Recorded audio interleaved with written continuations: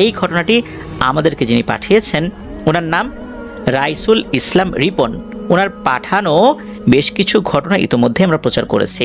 ওনার বাড়ি খুলনা জেলার ডুমুরিয়া উপজেলার ধামালিয়া ইউনিয়নের টোলনা গ্রামে। কিছুদিন আগে উনি খুলনা থেকে ঢাকায় আসার পথে ওনার পাশের সিটে বসা একজন ব্যক্তির সাথে পরিচয় হয়, যার নাম হচ্ছে অমিত সাহা। তার বাড়ি যশোরে। কথা প্রসঙ্গে ভয়ের প্রসঙ্গ যখন উঠে এসেছে, তখন এই অমিত সাহা ভাই জানান যে ওনার এলাকায় ঘটে যাওয়া বেশ প্রচলিত একটি ঘটনা উনি জানেন। সেই ঘটনাটি মূলত শেয়ার করেন এই রিপন ভাইয়ের সাথে। এখন সেই ঘটনাটি আপনাদের সাথে আমরা শেয়ার করতে চাই। তো চলুন ঘটনায় চলে যাই। ঘটনার সময়কাল বেশ আগের, এক্স্যাক্ট সময়টা জানাটা মুশকিল। ঘটনার সাথে জড়িত যেই ক্যারেক্টারগুলো, এদের অধিকাংশের নাম কিন্তু জানা যায়। ঘটনাটি মূলত ঘটেছিল যশোর জেলার অভয়নগর উপজেলার সুন্দলি ইউনিয়নের রামসরা গ্রামে। ওখানে কিন্তু বেশ পরিচিত একটি মন্দির রয়েছে। অনেকে এটাকে জাগ্রত মন্দির, অনেকে এটাকে ধাম মন্দির বলে অভিহিত করেন। আশেপাশে অনেক হিন্দু পরিবারের বসবাস রয়েছে, বিশেষ করে মনিরামপুর, অভয়নগর, কেশবপুর এই জায়গাগুলোতে নাকি 96টা গ্রাম রয়েছে। অনেকেই 96 গ্রাম নামেও এই জায়গার বিস্তীর্ণ অঞ্চলগুলোকে চিনে থাকেন, এমনটাই জানিয়েছেন আর কি। ওই এলাকায় এই মন্দিরের পাশে একটি পুকুর রয়েছে, সবাই এটাকে পদ্ম পুকুর বলেই চেনে। ওখানে একদম কাছাকাছি জায়গায় একটা পরিবার বসবাস করত, বেশ দরিদ্র পরিবার। ওই পরিবারের যিনি প্রধান কর্তার নাম হচ্ছে অমল গোলদার। তার স্ত্রীর নামটা জানা যায়নি। এই অমল গোলদার উনি আসলে খুব দরিদ্র ছিলেন, দিনমজুরের কাজ করতেন, যখন যেটা পেতেন সেই কাজই করতেন। সংসারে অভাব থাকলেও শান্তি ছিল। এরই মধ্যে এই অমল গোলদারের যিনি স্ত্রী, উনি সন্তান সম্ভবা হন প্রথমবারের মতো। সন্তান পেটের মধ্যে বড় হচ্ছে, তখন তার গর্ভের যে সময়কাল আনুমানিক 5 কি 6 মাস হবে। ওনাদের বাড়ির কাছাকাছি এই যে পদ্মপুকুর, এই পদ্মপুকুর থেকেই প্রয়োজনীয় পানি নিতেন বিভিন্ন কাজের জন্য। প্রতিদিনই কয়েকবার করে আসতেন পানি নেওয়ার জন্য, মাটির কলসিতে করে পানি নিয়ে যেতেন। একদিন হয় কি, দিনের বেলাতেই এই অমল গোলদার সাহেবের স্ত্রী উনি পানি নিয়ে ওঠার সময় ঘাটে পা পিছলে পড়ে যান। তবে পা পিছলে পড়ে যাওয়ার কারণে ওনার যে বড় ধরনের কোনো ক্ষয়ক্ষতি হয়েছে বিষয়টা এরকম না, পায়ে সামান্য ব্যথা পেয়েছেন। এরপর আবার উনি উঠে বাড়িতে চলে এসেছেন। এটা নিয়ে খুব বেশি চিন্তাও উনি করেননি। ওনাদের এই যে পাশে যে ধাম মন্দির বা জাগ্রত মন্দির, এখানে কিন্তু প্রতি বছর বেশ বড় করে পূজা উদযাপিত হয়। ভারত থেকেও পুরোহিতরা আসেন। যখন পূজার অনুষ্ঠান শুরু হয়েছে তখন কিন্তু উনি সন্তান জন্ম দেননি। তখন দেখা গিয়েছে যে গর্ভের সন্তানের বয়স 8 মাস, 8.5 মাস এরকম কাছাকাছি একটা সময় হতে পারে আর কি। যখন উনিও অন্যান্য মহিলাদের সাথে এই পূজায় শরিক হয়েছেন, তখন দেখা গেল ভারত থেকে যে পুরোহিতরা এসেছেন, এদের মধ্যে যিনি এই দলের দলনেতা ছিলেন, তিনি এই অমল গোলদারের স্ত্রীর দিকে তাকিয়ে ইশারায় ডেকেছেন। অমল গোলদার সাহেবের স্ত্রী যখন কাছে গিয়েছেন, তখন উনি বলছেন যে মা, তোমার গর্ভে যে সন্তান রয়েছে সে কিন্তু পুত্র সন্তান। খুব এক শুভক্ষণে, শুভ তিথিতে তার জন্ম হবে। তবে এই ছেলেটাকে খুব সাবধানে রাখবা, তার বিশেষ কিছু সৃষ্টিকর্তা প্রদত্ত ক্ষমতা থাকবে। এই ছেলেকে দেখে শুনে রাখবা, কেননা একে দিয়ে কিন্তু অনেকেই অনেক খারাপ কাজ করাতে পারে, তাই খুব সতর্ক থাকবে। এই পরামর্শ উনি দেন। এরপর দেখা গেল পূজা শেষ হয়েছে, তারপর এই পুরোহিতরাও ভারতে ফিরে গিয়েছেন, আর সামনের বছর আসবেন এরকম একটা সময়। তো পুরোহিতরা ফিরে যাবার মাস দেড়েক এরকম একটা সময় হতে পারে। তো এরকম সময় স্বাভাবিকভাবেই এই অমল গোলদার সাহেবের স্ত্রী একটি পুত্র সন্তান জন্ম দেন। পুত্র সন্তানের গায়ের রং 8-10টা স্বাভাবিক বাচ্চাদের মতোই ছিল, শ্যামবর্ণের ছিল, খুব ফর্সাও না, কালোও না, দেখে একদম স্বাভাবিক বাচ্চা বলেই মনে হচ্ছে। জন্ম নেওয়ার সময় কোনো অলৌকিক কোনো ঘটনা ঘটেছে এমনটাও কিন্তু না। জন্মের সপ্তাহখানেক পর থেকে একটা সমস্যা দেখা দিল, তা হচ্ছে এই ছেলের গায়ে ফুসকুড়ি ওঠা শুরু হলো। এটা একটা সময়ে ঘায়ে পরিণত হলো। ছেলেটার নাম রাখা হলো ভুবন গোলদার। অনেক ডাক্তার কবিরাজ ওনারা দেখিয়েছেন, বিশেষ করে ওই সময় তো আসলে গ্রামে কবিরাজের কাছে ওনারা বেশি যেতেন। আর ভুবন গোলদারের বাবা অমল গোলদার উনি তো দরিদ্র ছিলেন, চাইলেও কিন্তু অনেক টাকা খরচ করে শহরে গিয়ে যে বড় ডাক্তার দেখাবেন এই সক্ষমতা ওনার ছিল না। তারপরও বাবা হিসাবে উনি ওনার জায়গা থেকে সর্বোচ্চ চেষ্টাটাই করেছেন, কিন্তু শরীরের ঘা কোনোভাবেই ভালো হচ্ছিল না। ছেলেটা ঘায়ের ব্যথায় সারাক্ষণ কান্নাকাটি করত। মা বাবা হিসাবে কিন্তু নবজাতক শিশুর এই ধরনের কষ্ট নিজের চোখে দেখা আসলেই খুব কঠিন। তারপরেও কি করবেন, লাভ তো হচ্ছে না। এইভাবেই যেতে থাকে দিন। ছেলের বয়স যখন 8 মাসের কাছাকাছি বা এরকম একটা সময় হবে আর কি, তখন আবার সেই বাৎসরিক পূজার সময়টা চলে আসে। সেই পুরোহিতরা আসেন। প্রধান যে পুরোহিত এই টিমের, বিশেষ করে ভারত থেকে যারা এসেছিলেন আর কি, তো তাকে কিন্তু এই ভুবন গোলদারকে দেখানো হলো, এই শিশু বাচ্চাকে। উনি দেখে বলছেন যে এটা তো কোনো সমস্যা না, বলেছিলাম তো এই ছেলের কিছু বিষয় আছে, এখন যেটা বলে দিব সেটা করো, ঠিক হয়ে যাবে সৃষ্টিকর্তার ইচ্ছায়। তখন ওই প্রধান পুরোহিত বললেন যে এই যে পদ্মপুকুর, অল্প কয়েকদিন পরেই পূর্ণিমা, তুমি এই পূর্ণিমার রাতে একাকী গিয়ে, বিশেষ করে এই যে ভুবন গোলদারের যে মা অর্থাৎ অমল গোলদারের স্ত্রী, তাকে বললেন যে তুমি একাকী ওই পুকুরে যাবে রাতের বেলা, গিয়ে দেখবে ঘাটের খুব কাছাকাছি একটা জায়গায় একটা মাত্র পদ্ম ফুল ফুটে রয়েছে। এই পদ্ম ফুলের চারপাশে 3-4টা পাতাও তুমি দেখতে পাবে। পুকুরে কিন্তু আর কোনো পদ্ম ফুল থাকবে না। তুমি ওই পদ্ম ফুল থেকে কয়েকটি পাপড়ি নেবে, আর যে কয়েকটি পাতা দেখতে পাবে এর মধ্যে থেকে একটা পাতা নেবে।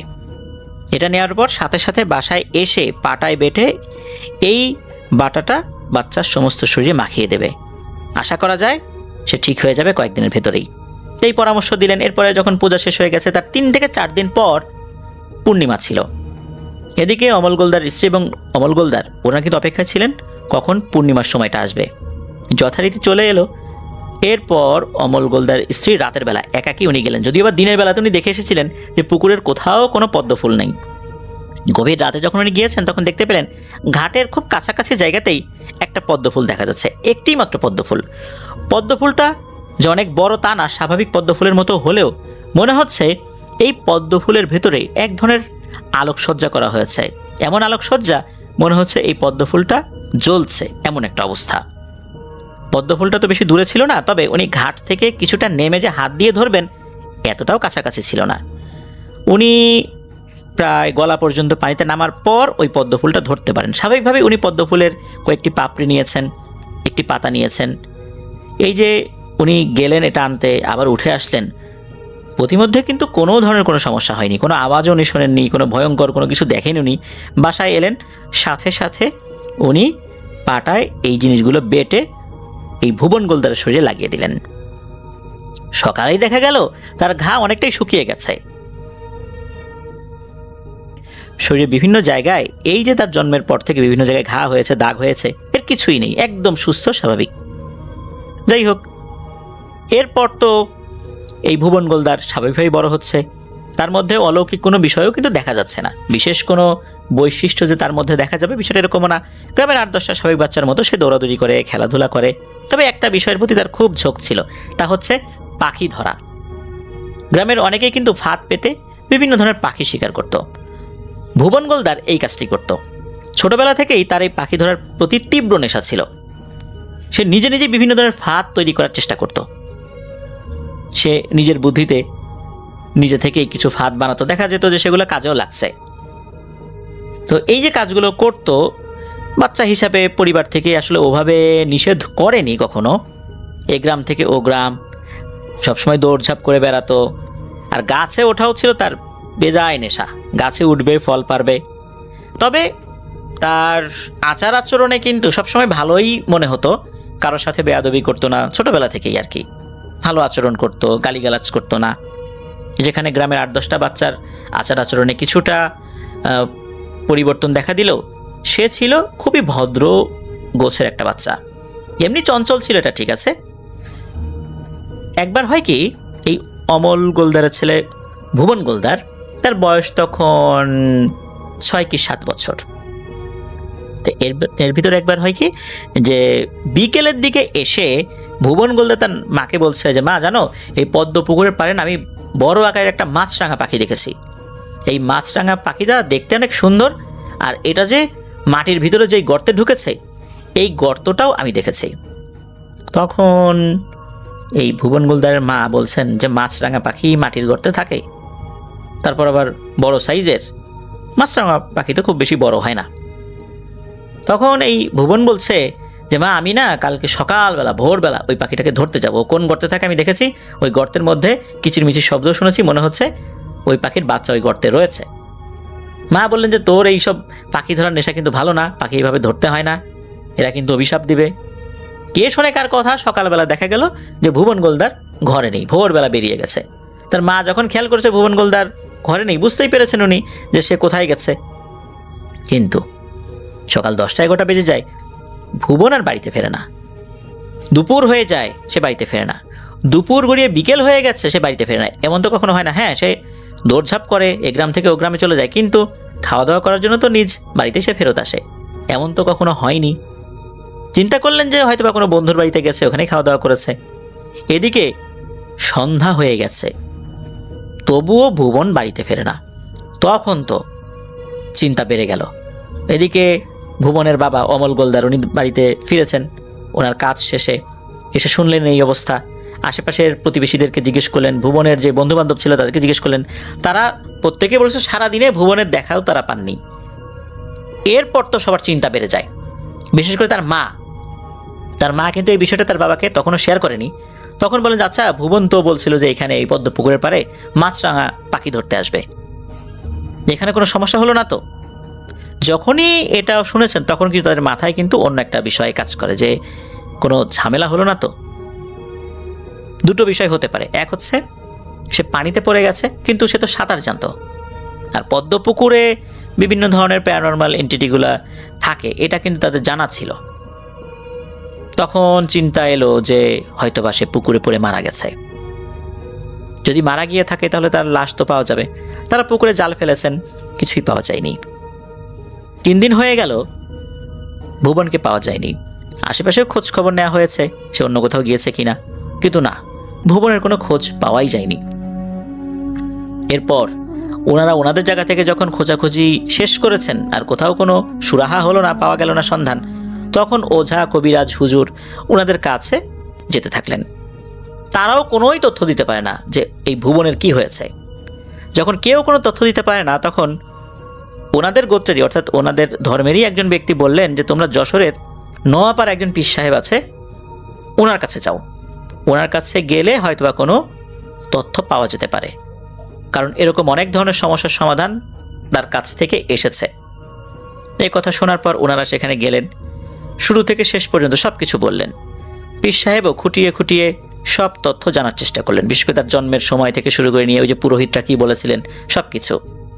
এরপর উনি বেশ কিছুক্ষণ চিন্তা করার পর উনি বললেন যে এক্ষুনি তোমাদের ওখানে যেতে হবে, দেরি করা যাবে না। উনি কিন্তু তৎক্ষণাৎ তাদের সাথে রওনা দিয়েছেন। উনি বলেছিলেন সময় কিন্তু খুবই কম। এরপর ওইখানে আসেন, তখন কিন্তু দিনের বেলাতেই ওখানে চলে আসেন। তখন বিকেলের মতো এরকম একটা সময়, ওখানে শত শত গ্রামবাসী আশেপাশে যারা ছিলেন তারা সমবেত হয়েছেন। পদ্ম পুকুরের পাড়ে এসে দেখা গেল ওইখানে একটা বেশ বড় শেওড়া গাছ রয়েছে। তখন পীর সাহেব ওই শেওড়া গাছের নিচে এসে ওখান থেকে 3টা পাতা সংগ্রহ করলেন। এরপর অমল গোলদারের স্ত্রী অর্থাৎ ভুবন গোলদারের মাকে উনি বললেন, তুমি তোমার ঘর থেকে মাটির কলসটা নিয়ে এসো। মাটির কলস নিয়ে আসা হলো এবং ভুবন গোলদারের মাকে বললেন যে তুমি নিজে এই পদ্ম পুকুর থেকে এই কলসের মধ্যে পানি ভরো, এরপর আমার সামনে নিয়ে এসো। সেটাই করা হলো। এরপর হুজুর কি করলেন, কিছু দোয়া পড়ে ওই 3টা পাতা যখনই এই কলসের মধ্যে দিয়েছেন, মনে হলো কলসের মধ্যেই পানির ঘূর্ণিপাক সৃষ্টি হয়েছে। প্রচণ্ড জোরে ঘূর্ণিপাক হচ্ছে আর কলসটাও থরথর করে কাঁপছে। এর দৃশ্য কিন্তু উপস্থিত সবাই দেখতে পেয়েছিলেন। হুজুর ওই ঘূর্ণিপাকের দিকে তাকিয়ে আছেন, এক মনে কিছু একটা দেখছেন সেখানে। আস্তে আস্তে ঘূর্ণিপাকটা শেষ হয়ে গেল। হুজুর মুচকি হেসে দিয়ে বলেন, আলহামদুলিল্লাহ, কাজ হয়ে গেছে। ভুবন বেঁচে আছে, সুস্থ আছে। আগামীকাল ভোরবেলা ফজর আজানের পর এখানে আসবে ভুবনের মা আর বাবা, ভুবনকে পেয়ে যাবে ইনশাল্লাহ। এরপর যেই ব্যাপারটা সেটা হচ্ছে যে সবার মধ্যে একটা চিন্তা ছিল, ভুবনকে নিয়ে গেল কে? কে এই কাজটি করলো? হুজুর বেশি কিছু বলেননি, শুধু এতটুকু বলেছিলেন যে ভুবনের মধ্যে এমন কিছু বৈশিষ্ট্য রয়েছে যেগুলো এই জিনেদের খুব উপকারে লাগবে। বিশেষ করে যারা দুষ্টু জিন, তারা ভুবনকে দিয়ে অনেক ধরনের খারাপ কাজ করাতে সক্ষম হবে। এই জন্যই এই শেওড়া গাছের একটা পিশাচ অনেক দিন ধরে ভুবনের উপর নজর রেখেছিল। সে কোথায় যায়, কি করে, দেখা গেল পাখি ধরার প্রতি তার বেজায় নেশা। এই জন্যই এই মাছরাঙা পাখির সুরত ধরেই একটা ফাঁদ পাতা হয়েছিল। ভুবন তো বুঝতে পারেনি, সেই ফাঁদে পা দিয়েছে। ভোরবেলা এসেছে, সে গর্তে হাত দিয়েছে, যেহেতু নিজের ইচ্ছায় গর্তে হাত দিয়েছে, তখনই ভুবনকে আটকে ফেলেছে। এরপর তাকে নিয়ে গেছে, তবে ফেরত দিয়ে যাবে, এটা উনি বললেন। কোথায় নিয়ে গেছে এটা হুজুর বলেননি। পরদিন ভোরবেলা, সারা রাত কিন্তু অমল গোলদার তার স্ত্রী অর্থাৎ ভুবনের মা কিন্তু ঘুমাতে পারেন নাই। কখন ফজরের আজানের ধ্বনি তাদের কানে আসবে। যখনই ফজরের আজানের ধ্বনি কানে আসে, সাথে সাথে অমল গোলদার আর তার স্ত্রী পদ্মপুকুরের পারে ওই শেওড়া গাছের কাছে চলে যান। যাওয়ার পর দেখলেন সত্যি ভুবন সেখানে অচেতন অবস্থায় বা অজ্ঞান অবস্থায় পড়ে আছে। সেখান থেকে তাকে তুলে আনা হলো। বাসায় আনার পর তার জ্ঞান ফেরে, তবে ভুবন তেমন কিছুই বলতে পারেনি। সে ওখানে গিয়েছিল, গর্তে হাত দিয়েছে, অর্থাৎ ওই যে মাছরাঙা পাখির যে গর্তটাকে সে দেখেছিল, এরপর তার আর কিছুই মনে নাই। তারপর সে দেখছে সে বাড়িতে আছে। এর ভিতরে যে এত কিছু হয়ে গেছে, সে যে বেশ কয়েকদিন ধরে নিখোঁজ, এটা সে ভালোভাবে বলতেই পারে না। এটা কিন্তু ওই এলাকার অনেকেই জানেন। আর যে নামগুলো ব্যবহার করা হয়েছে এগুলো আসল নাম, ছদ্মনাম নয়। ভুবন গোলদার, অমল গোলদার, তো এই নামগুলো আসল নাম। ধন্যবাদ জানাচ্ছি অমিত সাহা ভাইকে এবং রাইসুল ইসলাম রিপন ভাইকে। আপনাদের দুজনের প্রচেষ্টায় দারুণ একটি ঘটনা আমরা পেয়েছি।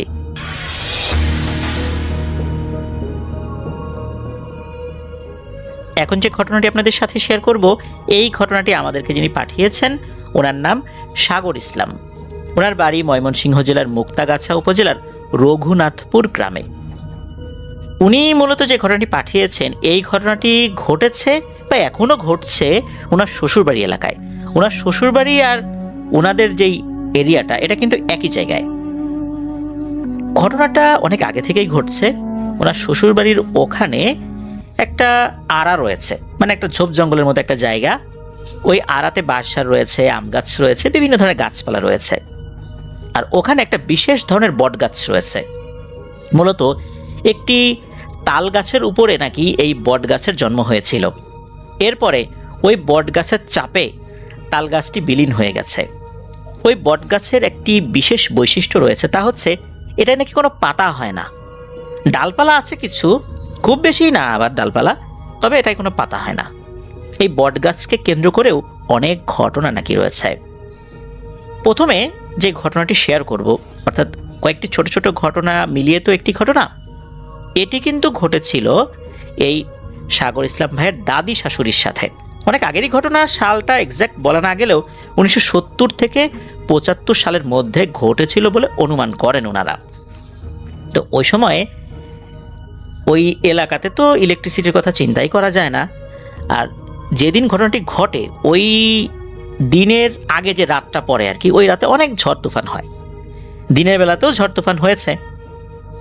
ঝড় তুফান যেহেতু হয়েছে, গাছের বেশ কিছু শুকনো ডালপালা বা কাঁচা ডালও তো ভেঙে পড়েছে। তো এই যে দাদি শাশুড়ি, উনি কি করেছেন, ওনার 6 মাসের একটা ছেলে বাচ্চাকে সাথে নিয়ে ওই আড়াতে গিয়েছেন খড়ি কুড়ানোর জন্য। তো ওখানে গিয়েছেন, এখন যে অবস্থা তখন তো আরও বেশ ঘন জঙ্গলের মতোই ছিল। উনি ওখানে গিয়েছেন, খড়ি উনি তুলছেন। হঠাৎ করেই একটি নারী কণ্ঠ ওনাকে বলে ওঠে, কিরে বেটি, কি করস, খড়ি টুকাস? উনি আবার বলছেন যে হ্যাঁ, কি কবার দুঃখের কথা, গরিব ঘরে জন্মাইছি, খড়ি তো টুকানোই লাগবে।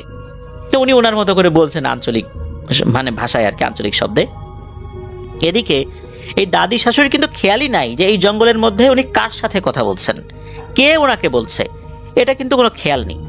তার সাথে কিন্তু আরও কথোপকথন হচ্ছে, বিভিন্ন ধরনের কথা বলছে। ওনাকে বলছে একটু সামনে যা, ওই গাছের নিচে দেখ আম পড়ে আছে, ঝড় হয়েছে না, অনেক আম পড়ছে। তখন দাদি শাশুড়ি ওনার বাচ্চাকে সাথে নিয়ে ওখানে গিয়ে আম কুড়াচ্ছেন। দেখলেন যে আসলে অনেক আম পড়ে আছে। উনি বাচ্চাকে একটা জায়গায় নামিয়ে রেখে আম কুড়ানো শুরু করেছেন। আম কুড়াতে কুড়াতে উনি ওনার বাচ্চার কথা ভুলেই গেছেন। এরপর চিন্তা করলেন, যাই বাড়িতে গিয়ে এই আমগুলো রেখে আসি। বাড়িতে যখন এসেছেন তখন ওনার বাচ্চার কথা মনে পড়েছে, আরে আমার বাচ্চাকে তো রেখে আসছি ওই আড়ার ওখানে। দৌড়ে উনি ওখানে গিয়েছেন, গিয়ে দেখেন এক মর্মান্তিক দৃশ্য। ওনার বাচ্চাটার ঘাড় ভাঙা, ঘাড় মোটকে তাকে মেরে ফেলা হয়েছে। তখন উনি বুঝতে পেরেছেন যে আচ্ছা, আমি এই আড়ার ভেতরে কার সাথে কথা বললাম, কার সাথে বিভিন্ন সুখ দুঃখের আলাপ আলোচনা করলাম। তখন বুঝতে পারেন এটা ছিল ভয়ঙ্কর এক মায়াজাল। এই মায়াজালে ফেলে দিয়ে ওনার সন্তানের কথা ভুলিয়ে দিয়ে আমের নেশায় তাকে বুধ করে দিয়েছিল, আর এই সুযোগে তার সন্তানকে মেরে ফেলেছে। এই তো গেল একটি বিষয়। আর সাগর ইসলাম ভাই উনি জানিয়েছেন যে এই যে আড়া, এই আড়ার ভিতরে এখনও নাকি গভীর রাতে অনেক ঝড় তুফান হয়। আশেপাশে দেখা যায় যে কোনো বাতাস নাই, সব কিছু ঠিকঠাক আছে, সব কিছু ঠান্ডা নীরব, কিন্তু ওখানে ঝড় তুফান হয়। সাগর ইসলাম ভাই নিজেও রাতের বেলা ওই আড়ার ওখানে গিয়ে মোবাইলের ফ্ল্যাশ লাইট জ্বালিয়ে দেখেছেন যে এরকম ঝড় তুফানের মতো হচ্ছে, কিন্তু অন্য জায়গায় এটা নেই। এই এখনও কিন্তু এটা হচ্ছে। এবারে আসি আর একটা ঘটনায়, সেটা হচ্ছে ওনার শ্বশুর এইটা দেখেছেন। শুধু শ্বশুর নয়, ওনার শ্বশুর বাড়ির অনেকেই দেখেছেন আর কি। হয় কি যে ওনার শ্বশুর ওই আড়ার কাছাকাছি একটা পুকুর রয়েছে, ওই পুকুরে গিয়েছেন গোসল করার জন্য। হঠাৎ করেই উনি একটা শব্দ শোনেন, সেটা হচ্ছে ওই আড়ার ওখানে যে বাঁশগুলো রয়েছে, মনে হচ্ছে এই বাঁশগুলো একটার একটার সাথে প্রচণ্ড শব্দে বাড়ি খাচ্ছে। আবার বাঁশ কাটলে দা দিয়ে আঘাত করলে যেরকম ঠক ঠক ঠক ঠক শব্দ হয়, ওরকম শব্দ হচ্ছে। আড়ার ভিতরে বাঁশ কাটে কে, আর বাঁশে বাঁশে এরকম সংঘর্ষই বা কেন হচ্ছে? তখন আশেপাশে কিন্তু কোনো বাতাস নেই। এই শব্দগুলো কিন্তু বাড়ির ভেতরে থাকা এই সাগর ইসলাম ভাইয়ের শাশুড়ি শুনতে পাচ্ছেন, তারপর সাগর ইসলাম ভাইয়ের শালিকা শুনতে পাচ্ছেন। এরপর ওনারা বাইরে বের হয়ে এসেছেন যে কি ব্যাপার, ওখানে কে এইরকম শব্দ করছে। এদিকে কিন্তু সাগর ইসলাম ভাইয়ের শ্বশুর পুকুরের ওখানে রয়েছেন, উনি শব্দ শুনছেন, কিন্তু ওনার মাথার ভিতরে এই বিষয়টা কাজই করছে না যে আসলে এই শব্দটা কে করছে। একটা ঘোরের মধ্যে চলে গিয়েছিলেন। ওনারা যখন ওই আড়ার ওখানে এসেছেন তখন সব কিছু ঠান্ডা হয়ে যায়। যখন কাছাকাছি এসেছেন তখনও কিন্তু ওরকম শব্দ হচ্ছিল। এরপরে আর একটা ঘটনা হয়, সেটা হচ্ছে ওনার চাচি, এই যে সাগর ইসলাম ভাইয়ের চাচি, উনি ওখানে এসেছিলেন একটা বাঁশের মাথায় কাঁচি জাতীয় একটা জিনিস শক্ত করে বেঁধে। অনেক সময় উপর থেকে কোনো জিনিস কাটতে হয়, ডাল কাটতে হয়, ওই ডালের ওখানে ওই কাঁচি বাঁধিয়ে টান দিলে ওই ধারে, মানে কাঁচির ধারে ওই ডাল কেটে যায়। বিশেষ করে ছোটো ছোটো ডাল যেগুলো, এগুলো কাটার জন্য এই ধরনের এক ধরনের কোটা ব্যবহার করা হয় আর কি। এই ধরনের ডাল কাটার জন্য উনি এটা ব্যবহার করতেন। তো ওখানে উনি গিয়েছেন। উনি যেখানে গিয়েছেন সেখানে ওই যে আমরা বট গাছের কথা যেটা বললাম আর কি, ওই জায়গাতে গিয়েছেন। ওখানে যাওয়ার পর উনি একটা চিকন ডালের ওখানে কাঁচি ঠেকিয়ে টান দিয়েছেন। যখন টান দিয়েছেন উনি দেখেন যে ওনার যে কাঁচি, এই কাঁচিটা আর ওই কোটার সাথে নেই। কোথায় গেল? কোটার সাথে নেই কেন? উনি দেখতে পেলেন যে ওই কাঁচিটা বিশেষ একটা জায়গায় ঝুলছে, কিন্তু ওই জায়গায় কিন্তু ওই কাঁচিটা থাকার কথা ছিল না। আর যে কাঁচিটা এটা খুলে যাবারও কিন্তু কোনো কারণ ছিল না। তাহলে কেন এমনটা হলো? তো এরকম অনেক ঘটনা কিন্তু ওখানে রয়েছে, এমনটাই জানিয়েছেন সাগর ইসলাম ভাই। সাগর ইসলাম ভাই জানিয়েছেন এই যে বটগাছ, এই বটগাছকে কেন্দ্র করে যে ঘটনাগুলো রয়েছে এগুলো উনি পর্যায়ক্রমে পাঠাবেন। উনি অডিও ক্লিপ আকারে পাঠিয়েছেন ঘটনাটি, তো আমরা এটা শেয়ার করলাম। ধন্যবাদ জানাচ্ছি সাগর ইসলাম ভাইকে ওনার পাঠানো ঘটনার জন্য। আশা করি বটগাছকে কেন্দ্র করে এবং এই আরাকে কেন্দ্র করে আরও যে ঘটনাগুলো রয়েছে সেগুলো আপনার কাছ থেকে আমরা পেতে থাকবো ইনশাল্লাহ। প্রিয় লিসেনার্স, আজকের এপিসোডে যারা ঘটনা পাঠিয়েছেন, রিপন ভাই, তারপর অমিত সাহা ভাই, যার কাছ থেকে রিপন ভাই ঘটনা শুনেছেন, সাগর ইসলাম ভাই, সবাইকে জানাচ্ছি আপনার ধর ওয়ার্ল্ডের পক্ষ থেকে শুভেচ্ছা। যারা ধৈর্য ধরে পুরো এপিসোডটি শুনলেন তাদেরকেও শুভেচ্ছা জানাচ্ছি। আজকের এপিসোড থেকে বিদায় নিব, তবে ঘটনা যারা শুনলেন এই ভিডিওর কমেন্ট সেকশনে কিন্তু কমেন্ট করে যাবেন, এই অনুরোধ ব্যক্ত করছি আবারও। প্রিয় লিসেনার্স, আজকের এপিসোড থেকে বিদায় নিব। সবাই ভালো থাকবেন, সুস্থ থাকবেন, আমার জন্য দোয়া করবেন, আমার পরিবারের জন্য দোয়া করবেন, আপনাদের জন্য দোয়া রইল, আপনাদের পরিবারের প্রত্যেকের জন্য দোয়া রইল। মহান আল্লাহ সুবহানাহু ওয়া তাআলা আমাদেরকে ভালো রাখুন, সুস্থ রাখুন, নিরাপদে রাখুন, আইন, হাসাদ, সেহের থেকে হেফাজতে রাখুন।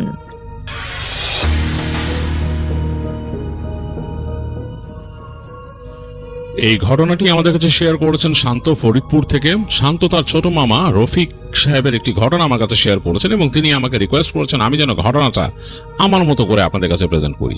আমি চলে যাচ্ছি শান্তর শেয়ার করা সেই ঘটনায়। শান্তর ছোট মামা রফিক সাহেব 2000-এর দশকের প্রথম দিকে কোনো এক সময় কলেজ জীবন শেষ করেছিলেন। তো তিনি সেই সময়টা তার মতো কাটাচ্ছিলেন, বেশ দুরন্ত ছিলেন, গ্রামে ঘোরাফেরা করতেন, মাছ ধরতেন, বন্ধুদের সাথে আড্ডা দিতেন, রাত বিরেতে বসে থাকতেন কোথাও গিয়ে। তো এরকম সময় তিনি কাটাচ্ছিলেন। তো তার বড় ভাই ফরিদ সাহেব তিনি থাকতেন চট্টগ্রামে, একটা মাছের কোম্পানিতে চাকরি করতেন, মানে ট্রলারে তার কাজ ছিল। সেখানে বিভিন্ন রকমের কাজ ছিল আর কি, যে কোনো একটা পেশায় তিনি ছিলেন। তো তিনি তার ভাইকে এখান থেকে নিয়ে যাওয়ার চেষ্টা করলেন সেখানে। তো প্রথম দিকে রফিক রাজি না থাকলেও পরবর্তীতে তার মায়ের চাপাচাপিতে, কারণ তাদের বাবা ছিল না, তিনি রাজি হয়ে যান এবং তিনি তার ভাইয়ের ওখানে চলে যান চট্টগ্রামে। তো যাওয়ার পর তিনি সেই কাজে ঢোকেন, তার ভাই তাকে ওখানে নিয়ে যান, তার কোম্পানিতে চাকরি দেন। তো প্রথম রফিক সাহেবের কাছে একটু অস্বস্তি লাগলেও তিনি আস্তে আস্তে ওই কাজের পরিবেশের সাথে বা ওখানকার পরিবেশের সাথে মানায় নেন, কারণ তিনি জানেন যে ওখানে তাকে থাকতে হবে, কাজ করতে হবে, তার অল্টারনেটিভ নাই। তো আস্তে আস্তে ওইটাই ঠিক করে ফেলেন তিনি। তার কাজের জায়গার সাথে সখ্যতা তৈরি করেন, বন্ধু তৈরি করেন। সমুদ্রে যেতে হতো ট্রলারে করে, সেটার সাথেও তার অভ্যস্ততা হয়। তো ওরকম থাকতে থাকতে তিনি ওখানকারই মানুষ হয়ে যান প্রায়। এখানে আসা হতো খুব কম, বছরে শুধু 2 ঈদে আসতেন বাড়িতে।